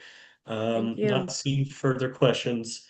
So yeah, thank you so much for your hard work. This is a lot of work. It's hard work, and it's, some of the most effective work we've got going on. No shade to any other committee. We got a lot of hardworking and effective committees. Thank you so much. Thank you. And on that note, actually, this isn't. We do have our state committee reps. I don't know if we have Drew. I definitely know we have Lisa Rivera. So I'll hand the floor to you, Lisa. And so please pay attention to our state committee rep. Thank you. Yes, we yeah, Drew stepped. I think he wasn't going to make it tonight, but yeah, I along with Drew are your state committee members, and we have an upcoming state committee meeting. It's actually this weekend in Vancouver. It is it's going to be a little different. Normally, state committee meetings are held on the Sunday, and Saturday is a day of caucuses and meeting with the different constituency groups. But we're kind of condensing it this time, and it's all going to be on Saturday, so it's going to be a long day, but a lot of fun, I'm sure. I don't know, can I share a screen? Let me see if I can, because I would love to show you guys you guys wonder what we do at this meeting? So there it is. That's what we do. That's going to be our Saturday. It's going to start off, obviously, registration starts bright and early. We're going to have the caucus tabling. Drew's actually going to be running an overview of the DSAP, so people are prepared for the votes that would begin at 10 a.m. when the general session opens.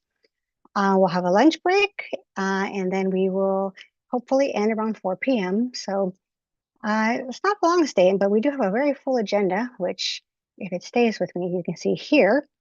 That's our day. That's going to be our kind of sequence of events for the day.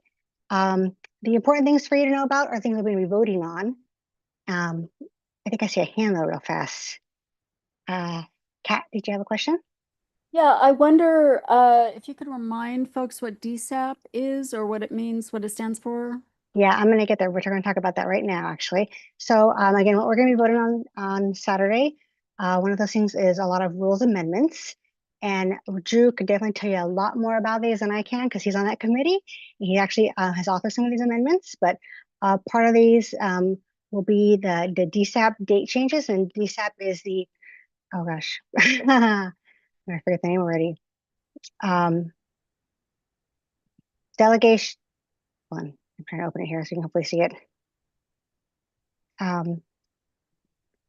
Delegate Selection Affirmative Action Plan. Pretty sure that's it. We voted on it in May, but we already need to revise some of the dates because I guess some plans have changed. So we're going to be just approving those date changes, as you can see here. We're also going to be voting on some amendments to identical resolutions. We're voting on some vacancy procedures for when we have legislative vacancies. Voting on some caucus reforms. It's been an ongoing process to try to update the caucus system. Right now we have identity-based and issue-based caucuses. There's going to be a small segmenting of those into identity-based versus the issues. And I think the issues will be called councils. And it's just, it's going to affect other parts of the representation on the state committee. So it's a whole package of amendments to approve for that. Plus, Chair Conrad has made a list of people that she wants to appoint to the platform committee that'll be working on the platform for the state convention next year. So anyways, lots of votes going on in that. We'll also be voting on resolutions. If you can see those here, you can see on the side is do pass, don't pass. We have, let me see, I'm trying to find notes here. There's actually several, it's interesting too. You'll see on here when it says do not pass. That doesn't always mean like we didn't like it. That could just mean that there was a duplicate. So a lot of times we say don't pass on one and we do pass on another just to make it a little cleaner. But as you can see, we had several urgent amendments come forward. Of those, we'll be voting on 4 of them. There's a lot of details there I'm not going to go into tonight, but if you have any questions on those, please reach out to me. The Advocacy Committee will also be showing us their list of 2026 legislative priorities. This is a draft. They're actually looking for feedback on that. I don't believe we vote on this, but they do take our feedback if we have any concerns or questions about what they're going to be focusing on next year for advocacy. This is the list of Shasti's, Chair Conrad's recommendations for the Platform Drafting Committee. This will have to get approved by the body. So, but these are all a lot of familiar names here. And those are the people who will be serving us next year to help draft the platform that, again, we're going to be voting on at the state convention. And we're going to have a racial equity statement that's been drafted by the Affirmative Action Committee.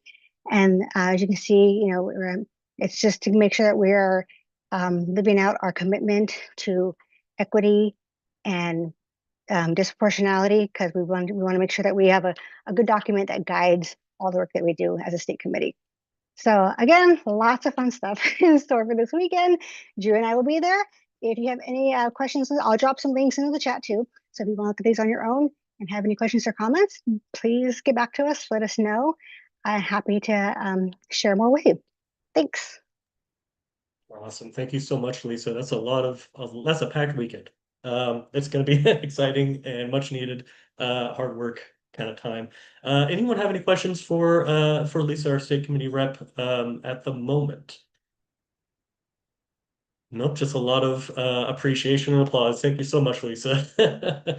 Any other questions? Any questions? Seeing none, I'll go ahead and say, Lisa, thank you so much. That was awesome. And keep up the great work. That will lead us to, speaking of another hardworking committee, some 3-4 good ones in a row here. We have our endorsement committee. And so I'll let Kat Pipkin, our chair, take the lead for that. And our vice dean will probably be in here as well. Thank you. Yeah, I don't think we need to be spotlit or anything. I was actually a little bit worried about having 2 documents to share, and now I'm humbled by the entire screen full of documents that poor Lisa had to share. Oh my gosh. Let me share the committee report, which was included in the call to meeting and in the reminders. The first is that there's only been one new single LD endorsement that we can pass through tonight. And that is Eddie Lynn for Seattle City Council District 2, brought forward by the 37th Legislative District.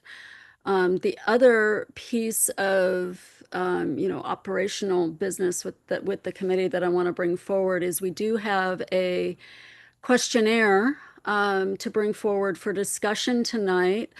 And what we'd like to do is bring it forward as a framework, and not worry. We have suggested language, but what I'm more worried about is getting everyone's consensus, I think, on if the topics and the kind of the gist of the questionnaire makes sense to people. That way, if something urgent or emergent comes up and we need to tweak a question, or we find it just doesn't read well for people, we have the flexibility of changing that later on. So those are the two things in terms of votes that we're going to be asking for. And Josh, Chair Vaughn, one correction. We do not have the committee itself did not vote on 8201. So I'd like to, unless someone beats me to it later, when it's the time for floor nominations, I'd like to handle it there. And then over to Dean. Do you guys want to do the votes now or wait until after Dean does his part of the report? Let's hear from Dean first, if that's okay. Okay. I just would like to share a few minutes about the committee work now that we are past our stage of interviews and endorsement recommendations. We took the time in August to do kind of a mid-year check-in with committee members. We sent out a survey, and we also held 2 in-person feedback meetings. One was on a Monday evening, another on a Saturday morning in late August. We had 17 voices across 11 LDs who were active participants in those meetings. I can just share just a few headlines from the kinds of things that we heard. Committee members gave us some feedback and said they really placed a high value on the tools that we use or produce. Members are getting increasingly comfortable with Basecamp, the project management software, as a useful repository, along with our Google Drive, to find information that they're looking for. They see high value in the candidate interview packets that we produce to facilitate note-taking during the interviews, and they were supportive of the quality of the questionnaires that we had developed during the first half of the year. One of the things in particular that people valued was that we made a really concerted effort this year, as we did last year, to conduct as many interviews for the same race on the same day whenever possible, and people really appreciated that. They also called out some areas for improvement. One of the things that we heard loud and clear is that they wanted the committee to be more aggressive in encouraging LDs to make more timely endorsements. Sometimes they really lag the time frame that the candidates are looking for, and it allows us to be more expedient if we can get those endorsements from LDs in a timely fashion for single LD races. One of the things they suggested is work harder at involving more committee members in conducting candidate interviews along with our core leadership group. And they said that we should work harder at increasing awareness of what the committee responsibilities are by promoting our member training video throughout the entire interview cycle. And that's because we have a lot of volunteers come in halfway through the year and they don't have the same level of understanding. So it's better leveraging that tool that we have. So I really want to thank everyone who provided feedback, who took the time either via survey or in person to provide those perspectives for us. And I also want to speak just briefly about what are we focused on right now. And that is, we're focused on 2026. And we have mapped out the landscape for what it looks like in terms of the number of races. I will say it is significantly fewer than what we experienced in 2025. We see about 95 races in total, and the majority of those are judicial and state house races. We've got 4 congressional seats, 6 county races, and 1 Seattle City Council seat for District 5. But overall, it will be a much lighter lift in terms of the number of unique questionnaires that will be developed in the current year. You'll see on the screen from our input meetings and feedback meetings, we had a number of people who raised their hand who are willing to take the lead in helping develop the questionnaires or want to be involved in a supporting capacity. And we're calling that out this evening is because we are always looking for participation. So if you would like to be involved, please reach out to Kat or myself, let us know. The approach that we're taking this year, as we've heard you loud and clear, we want to provide more flexibility about when those meetings are. So we're giving the leaders who develop the questionnaire the latitude to set up the times of those meetings that work best for the volunteers that want to participate. So that could be on an evening, it could be on a weekend, it could be on an afternoon, whatever works for the group of people who want to play a role regarding that race. So we're feeling good that the momentum is continuing. We're looking forward, and we appreciate the people that have raised hands to help us get a jump start on this work for next year. Excellent. Thank you, Dean. And before I hand it back to you, Kat, any questions for Dean at this juncture? All right, I'll hand it back over to you, Kat. Okay, well, I think at this point it would be in order to accept the committee's motion to endorse Eddie Lynn. That's a pass-through, so our options as a county are to concur or decline to endorse in that race. Gotcha. Okay. So for this one, this counts as a motion and a second. So I'll hear any discussion before we move to a vote, and we'll be using the same method as before with our green and red checks and an optional coffee cup. So any discussion? Any further discussion on this one LD race? All right. So again, let me just re-put it in the chat here so we know what we're voting on here. And this will be, yeah, I'm gonna type this as I read it. Okay. I'm on it. Yeah, so this will be Eddie Lynn, Seattle Council District number 2. And this has already been approved by the 37 LD, right? Correct. All right. Their initially endorsed candidate failed to advance in the August primary election, and Eddie is a new endorsement by the LD. Gotcha. All right, then with that, I'm going to ask folks to move to your green, red, and coffee cup checks. Green indicates we are agreeing with LD37 and will endorse Eddie Lynn. Red means we will not. Coffee cup means you're taking a break. And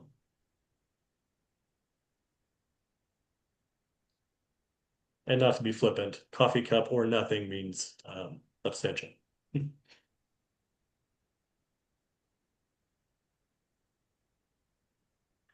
And like before, I'll ask Alex, just feel free to let me know when it looks like we've hit critical mass, and we'll take the vote and report it.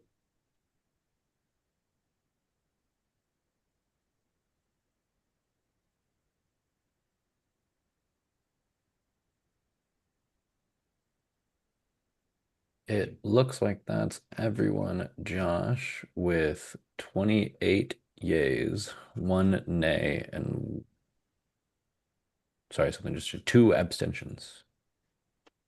Gotcha. Very nice. Thank you very much. Okay, great. Then the motion passes. We have endorsed Eddie Lynn for Seattle Council District number 2, and that comes from LD37.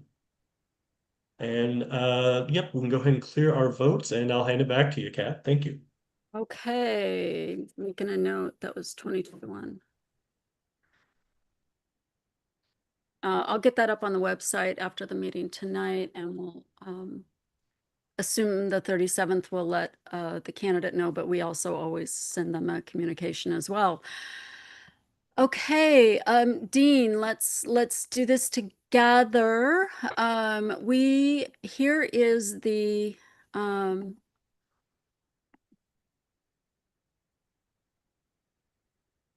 I in the right? Are you seeing the King County Dams?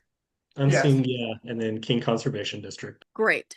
Okay, that's that's what we're trying to share, so that's awesome.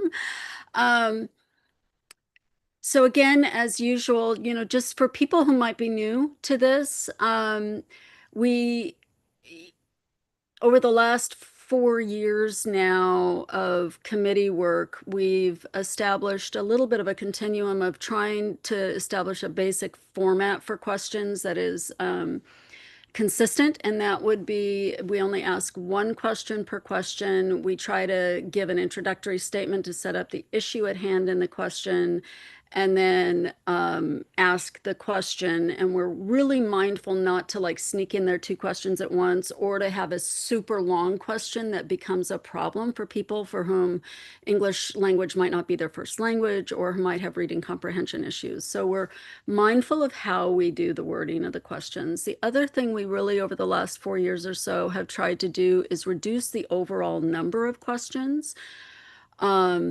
So you'll see that, this isn't a crazy long questionnaire. King Conservation District has one seat open this coming year. The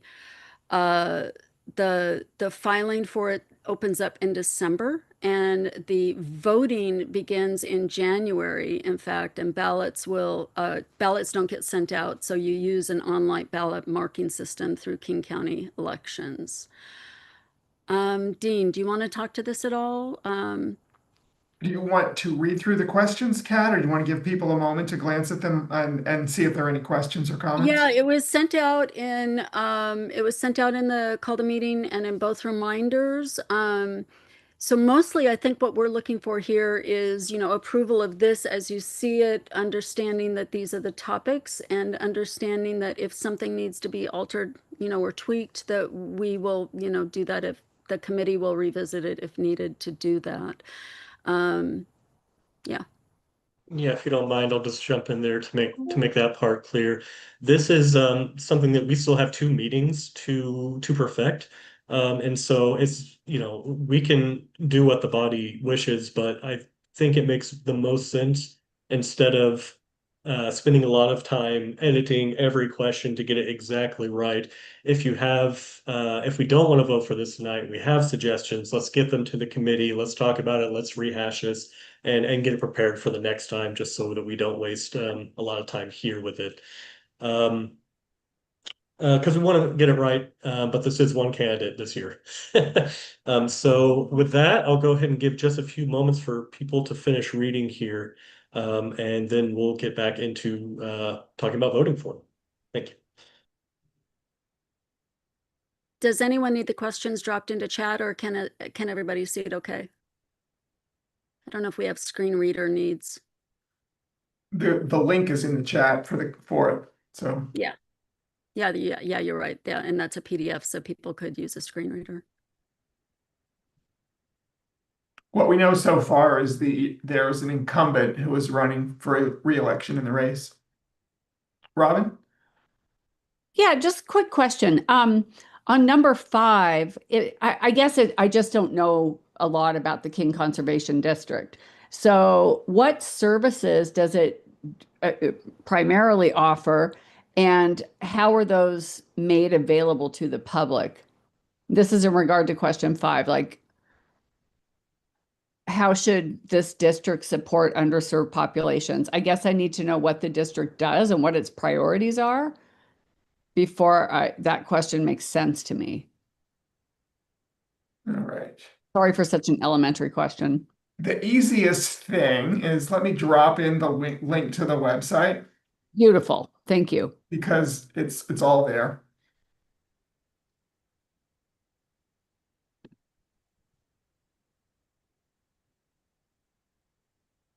Oh, I got the questionnaire.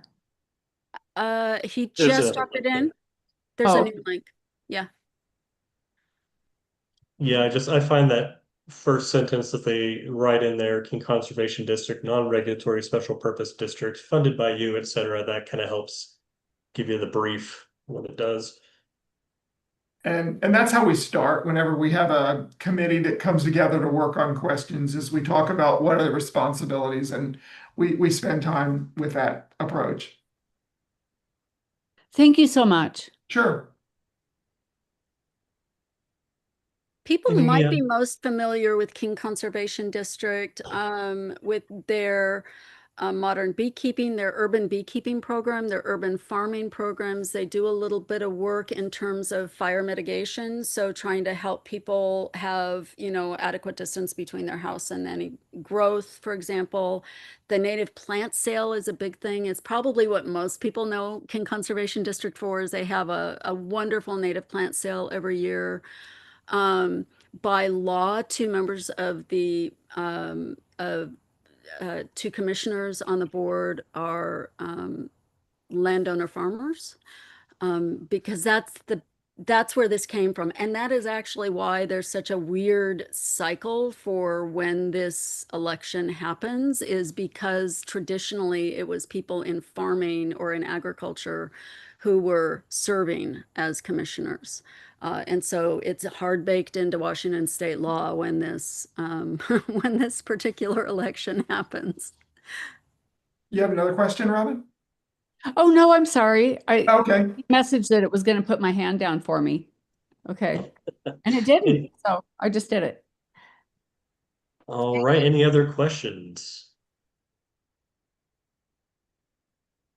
All right. With that, I think this is going to constitute a motion and a second, or as it was presented by the endorsement committee. So any discussion? Yeah, go ahead, Hunter. I was just going to ask, if there's no discussion, if we could go to approval without objection to save a little time, Mr. Chair.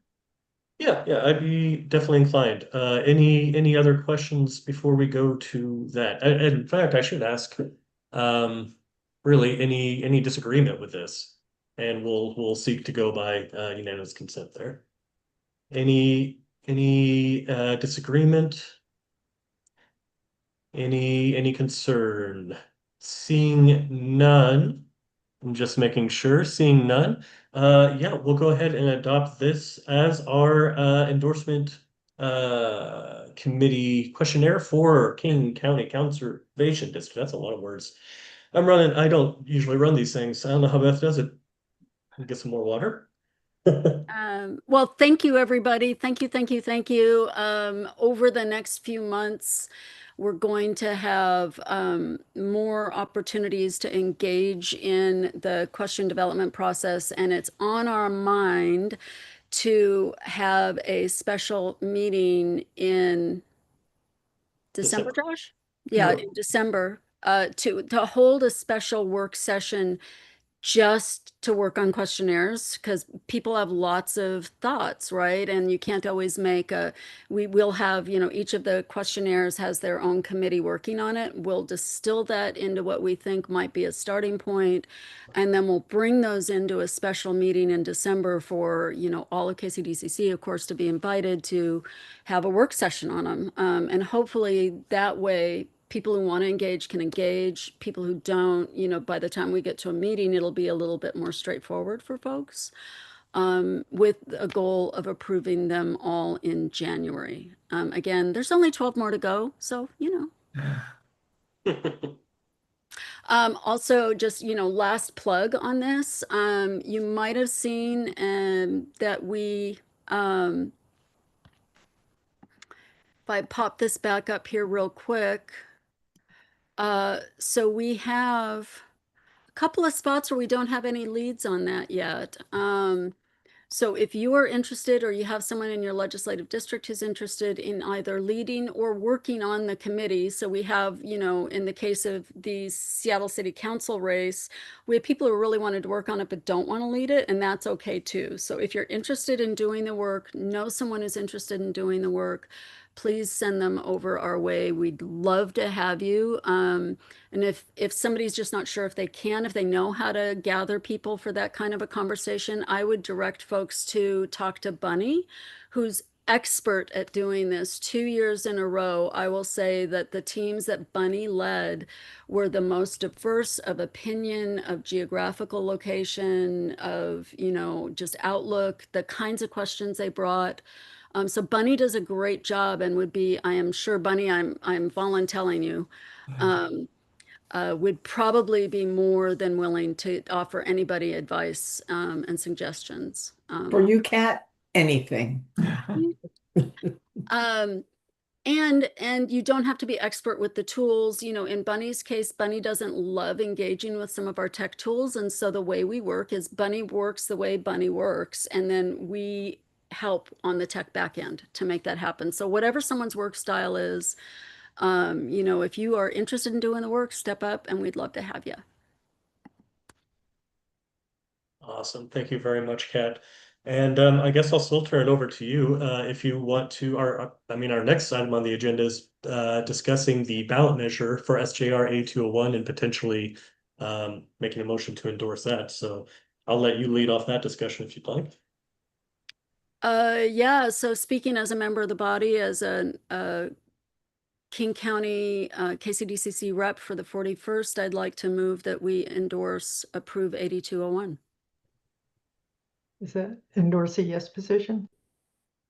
Yes. Endorse, approve 8201, I believe, is the campaign name. Am I getting that right? Yes. Yeah, that's right. So I think it would be an approve on the ballot, actually, if I'm thinking about what it's going to look like on the ballot. It would be approve 8201. Right. All right, so let's go discussion. Hunter, I see a hand. Did we have a I was second? gonna second. Well, we didn't get a second, did we? Yeah, No. thank you. Second. Hunter has seconded. Thank you very much, Hunter. And we have a hand from Katie, where you can now discuss. Sorry, I was also going to second it. That's me being slow with the lowering my hand. No worries. All right, we have a motion and a second. Any discussion on this one? Any discussion? I see a hand from Carmen. Go ahead, Carmen. Hi, just again, sorry to be off camera. I just wanted to share because Senator Bob Hoskins couldn't be here tonight. Some of his concerns on this particular measure, just because similar measures have been voted down by voters in the past, and he feels that it is an affront to working families when the stock market and some of these investments can be on the backs of working families, but not fully in terms of taking the consideration the risk. So that was just something that he wanted to ensure that was considered and brought up, and that he was very much against the endorsement of this particular measure. And I just wanted to relay that information. And so I'm going to make it under time so I don't have to be timed. Bye. Thank you so much. Thank you, Carmen. And we'll just, it's not a crazy timer. We'll put this at 2 minutes. Does anyone want to speak for? I see a hand for Katie here, speaking for or against. Just give me 1 minute to get the timer up, or Aaron, if you're still here, do sure. you want to throw it up? And to answer your question, I'd be speaking for. Okay, thank you, Katie. Yeah, just give us a couple seconds. Maybe we can find this this timer. If not, I can just manually time.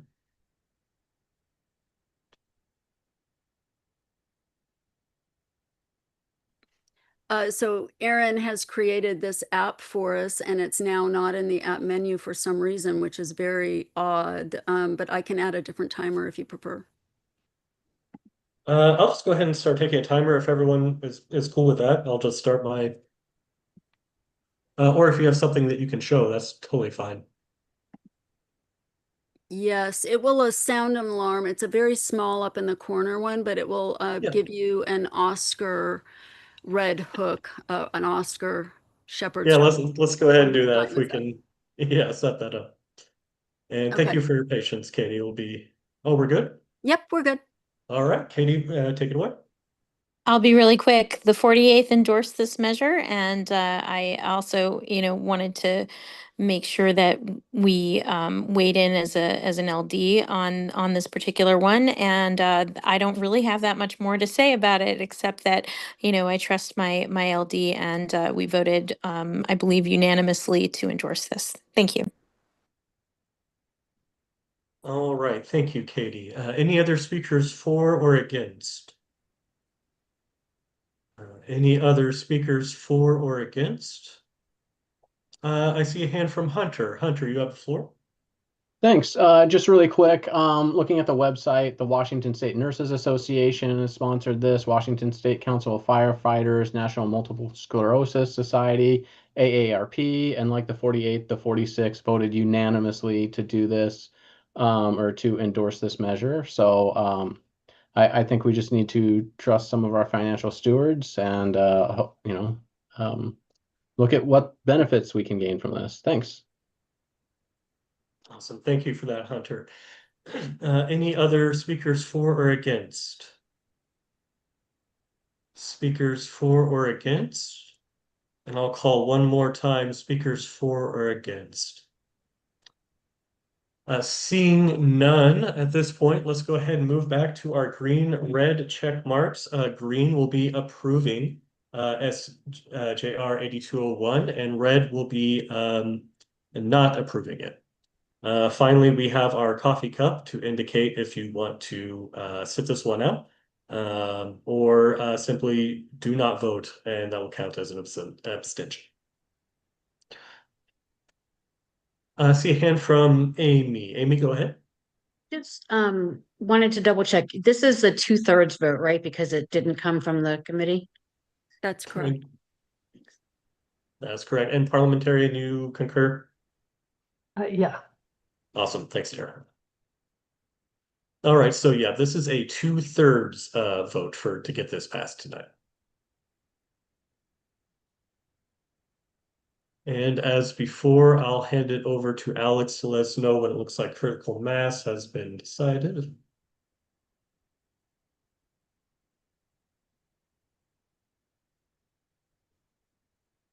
It may be there.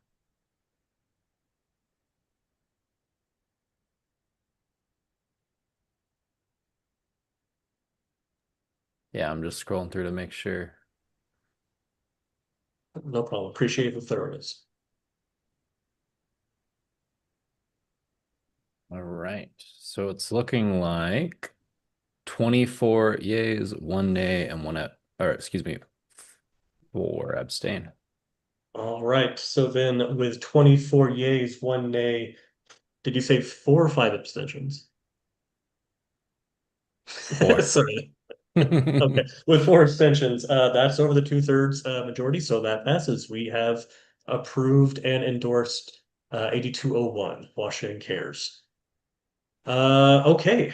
With that, I think that's all of our official agenda. We can move on to new business. I know someone has been waiting patiently for new business, and I see a hand from Amy. So let's go with Amy first.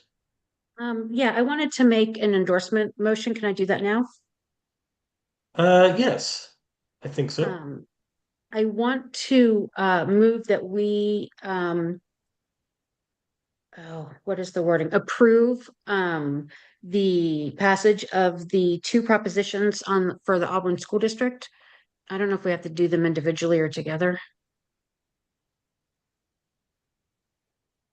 I believe if they are not on a slate presented by the committee that they need to be voted on independent. Perhaps our parliamentarian can fact check me. Can I That's talk exactly about them what I wanna together and then say. we vote separately? Because they kind of go together. Yeah, let me hear from the parliamentarian real quick on what were you saying?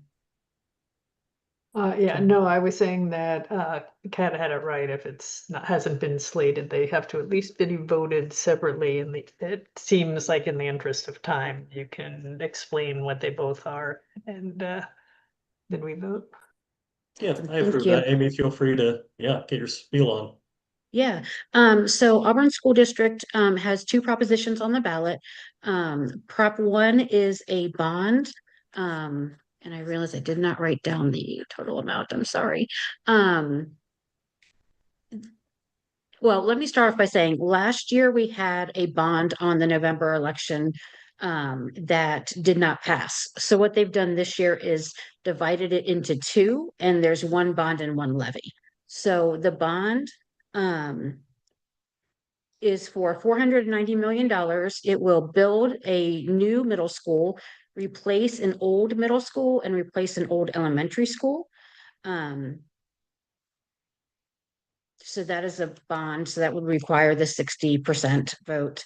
The second, Prop 2 is a levy. The regular technology levy expires this year, so this would replace that tech levy, but then it also adds on the other part of last year's bond that didn't pass, which is funding for updating security and other facility improvements, air conditionings, fencing, things like that at the schools that need it, which is a lot of the schools around the country.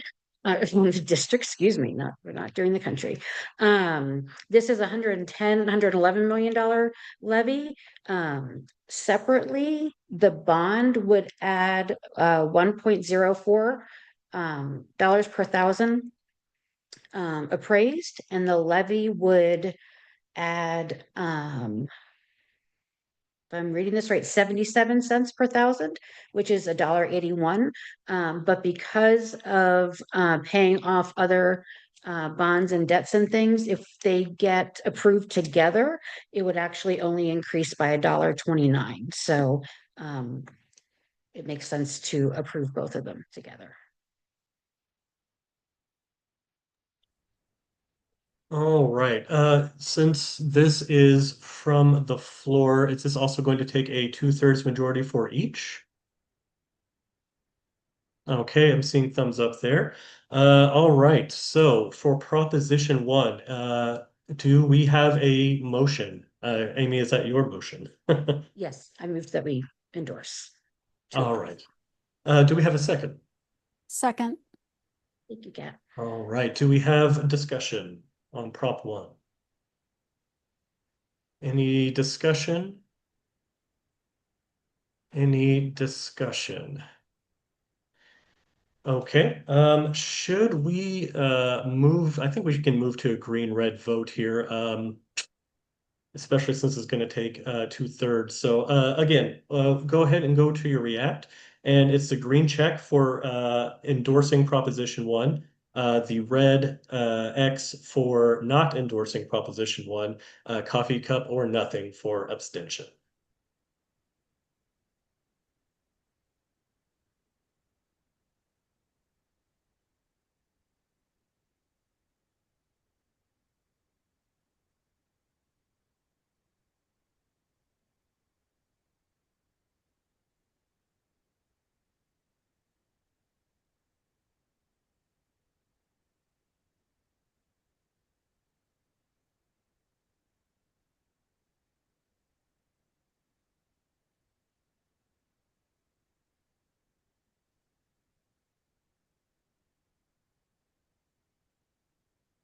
All right, how are we looking there, Alex?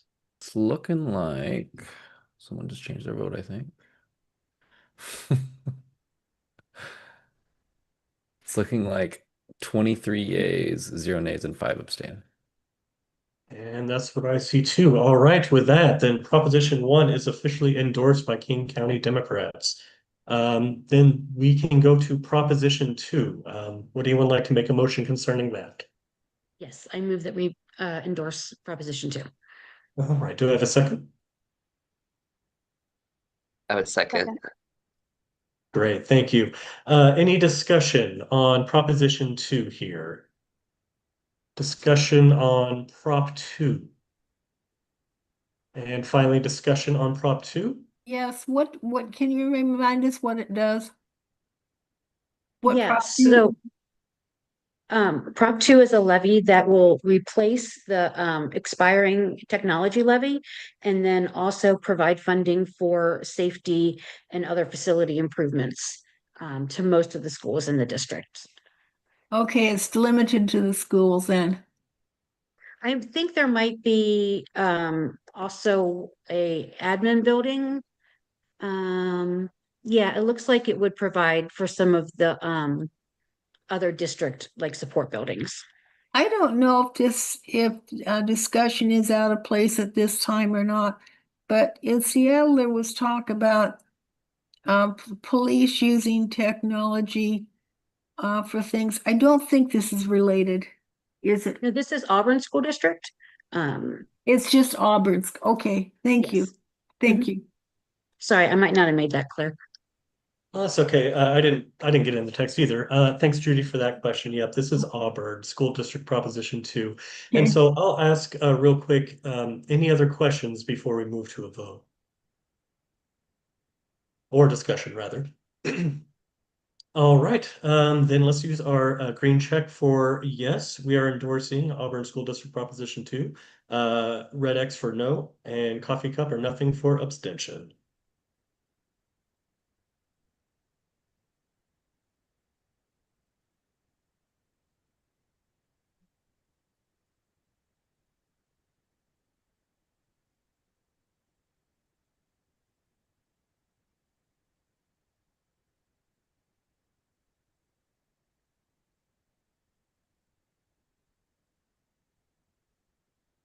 Looks like I'm seeing roughly the same vote so far there, Alex. Yeah, I'm scrolling through right now. I think I'm seeing 25 yays and 3 abstentions. All We right, just Looks got like one another more just got added. Oh, yep. 4. All right, I think it's safe to call that. Where are we at there, Alex? 26? 26 yays, 0 nays, 3 abstain. All right, that'll beat the 66% threshold. So we have also endorsed Auburn School District Proposition 2. Thank you for that, everyone. Hopefully that Thank you, gets guys. some much needed improvements. Thank you so much. And thank you, Amy, for bringing that up. Okay, more good of the order. Personally, I'd like to take chair's privilege to go ahead and introduce someone who has been patiently waiting for good of the order. If I can introduce someone who has called himself B to me, B.A. Wegman Schaff for our new Legislative Action Committee. Please, Thank you, Chair. thank you. Thank you, Chair Vaughn. I appreciate everyone having me. And in the interest of time, I'll just briefly introduce myself. My name is B.A. Wegman Schaff. You can call me B. I'm a Seattle-based attorney, advocate, and parent based in the 43rd LD. And I'm excited to share that I'll be chairing the newly formed Legislative Action Committee on behalf of the King County Democrats, which will serve as an organizing hub for shaping our collective priorities and monitoring policy developments and driving strategic advocacy at the local and state level. Chair Baisley and I are building this work from the ground up, and so I would love to invite any and all of you or anyone you know who would be interested in legislative action or advocacy to join us. Volunteering your time or ideas or expertise will really help guide our priorities and strengthen our strategic impact. So please, if you are interested, reach out to me. I've created a new Gmail account, b.kcdems@gmail.com, and I'll put it in the chat here momentarily, and would love to partner with you all and hope you get involved. Then thank you so much for having me. Thanks, Fee. Looking very forward to that. Legislative action committees do a lot of good work. Is there any questions for B while we've got them? I know you didn't exactly volunteer that, but I'm going to go ahead and do that for you. Any questions for B here? All right. Thank you so much for introducing yourself and helping us as we embark on this new committee. Thank you so much for that. And any other good, sorry, not good of the order. We're not there yet. New business. Any other new business? I see a hand from Kat. Go ahead, Kat. Oh, I think I saw Hunter's first. I don't want to speak out of turn. Okay, I'm My not seeing guess it is he now. had something for good of the order. Oh, okay. Okay. Thank you. Thank you, Chair Vaughn. As Osman mentioned in his comments this evening, we have a real problem with protecting Washington State's data at this point. The Department of Licensing data breach is not the only data breach that affects all Washingtonians, not just vulnerable Washingtonians. our Health and Human Services data. There were 2 significant data shares that happened. It's yet to be determined whether or not those violate Keep Washington Working, but there's certainly a concern to absolutely everybody here in the state. So last week, One America held a press conference in Raleigh. Several people went to know. They had a good number of attendees there. And then this week, what we've got is a phone bank. I'll just preface this by saying that the governor has yet to engage with One America on this issue, and One America and our ally organizations on this issue. And so part of what we do is hold elected officials accountable and gently nudge them towards action. And to do that, there are 2 phone banks on Thursday afternoon. They're 90 minutes. You can choose either 3 o'clock or 5:30.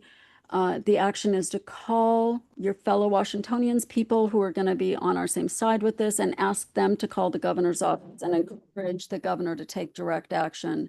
And there's a series of 4 specific actions that they're looking for. Most significantly, they're calling for One America and allies are calling for a complete audit of every executive branch to identify how many other breaches have occurred and whether or not their systems are set up in a way that protect Washingtonians' data. So that's the action. I dropped it into chat. There's a link to sign up. And then my request, in addition to, signing up yourself, would be for all of the LDs and all of the members here to share this out to, amongst your LDs, your social circles. You can share this on social. I've got a graphic too, and I'm not sure if we're set up to be able to take graphics, but there is actually a social graphic that folks can use. One America has now posted it on all of their socials, so it's safe to go public in any way with this. So anybody who wants to sign up is welcome. Thursday at 3 or 5:30. Thank you. Thank you, Kat and Kat. Always happy to see fellow members of the Kat family on there. All right. Any other new business before we move to go to the order? Any new business? All right, seeing none, let's move to go to the order. What does everyone got? And I'll give the floor to Hunter. Hunter. I just wanted to say you did a great job chairing this meeting. Really appreciate it. And also really appreciated the pink text in the agenda, letting us know what changed from the time the call went out to this meeting, made it super easy to just approve. So, and thanks to all the volunteers that helped it run smooth. Well, thanks a lot, Hunter. That means a lot, and we'll take that to heart with the extra font, just kind of showing what we're editing in real time. And yeah, thank you for all the volunteers. It's not just me up here, it's tons of people backstage. So yeah, echo those comments. Thank you so much. Chris, go ahead. Well, we've had Cat, her cat, Hunter, and his cat, and now Mr. Katz. Hi. 2 things. One, this was supposed to be Andrew Oshifu's thing to talk about.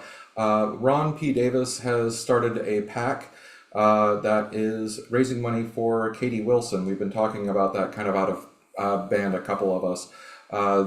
It is the website for the PAC is seattleforkt.com. I'll put that into the chat. And there will be a series of fundraisers happening starting on the 28th and through the 16th, partnering with groups like Tech for Housing.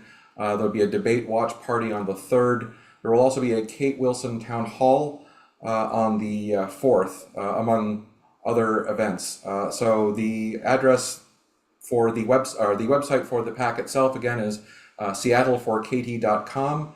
And I'm just going to make the decision to give out his email address, ronpdavis@gmail.com, to contact him for more information. The second piece of good of the order I have is very good. The Democratic, the U.S. House balance has just shifted from 219 to 214. An Arizona special election was just won to replace the death of House member who passed away in March. The special election just occurred and wrapped up. The Democratic candidate is projected to win with over 80% of the votes counted. So the Republican majority shrinks by another one down to a low 5. Everyone gets us closer. Thank you so much, Chris. That's really like that's a load off my shoulders. It's just great to hear at the end of the night.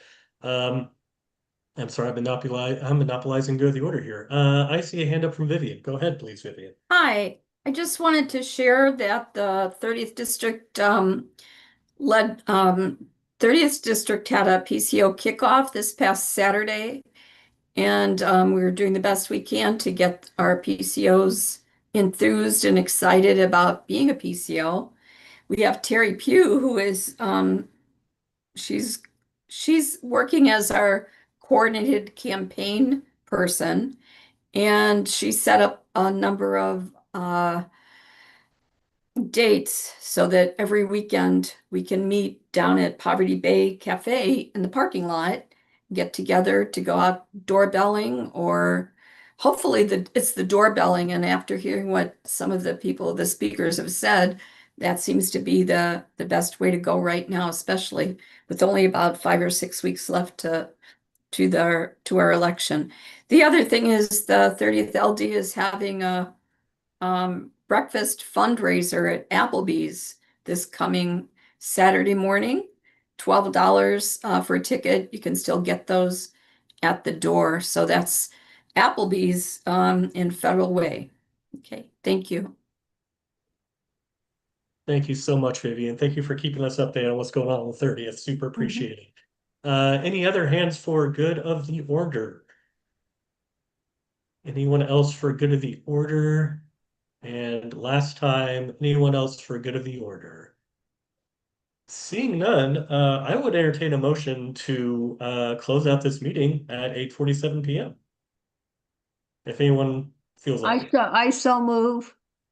All right, so moved by Judy Gibbs. Do we have a second? I Nancy second. Henderson and Stacy. All right, then by the power that you have given me while Beth is gone for 3 weeks, I call this meeting to a close. Thank you all so much for your participation. Thank you for these votes. I just have a quick question. Hey, Kat, I want to share your information with the 32nd, but can you provide a little preface for that? Just send it to my email or send it out to all of us.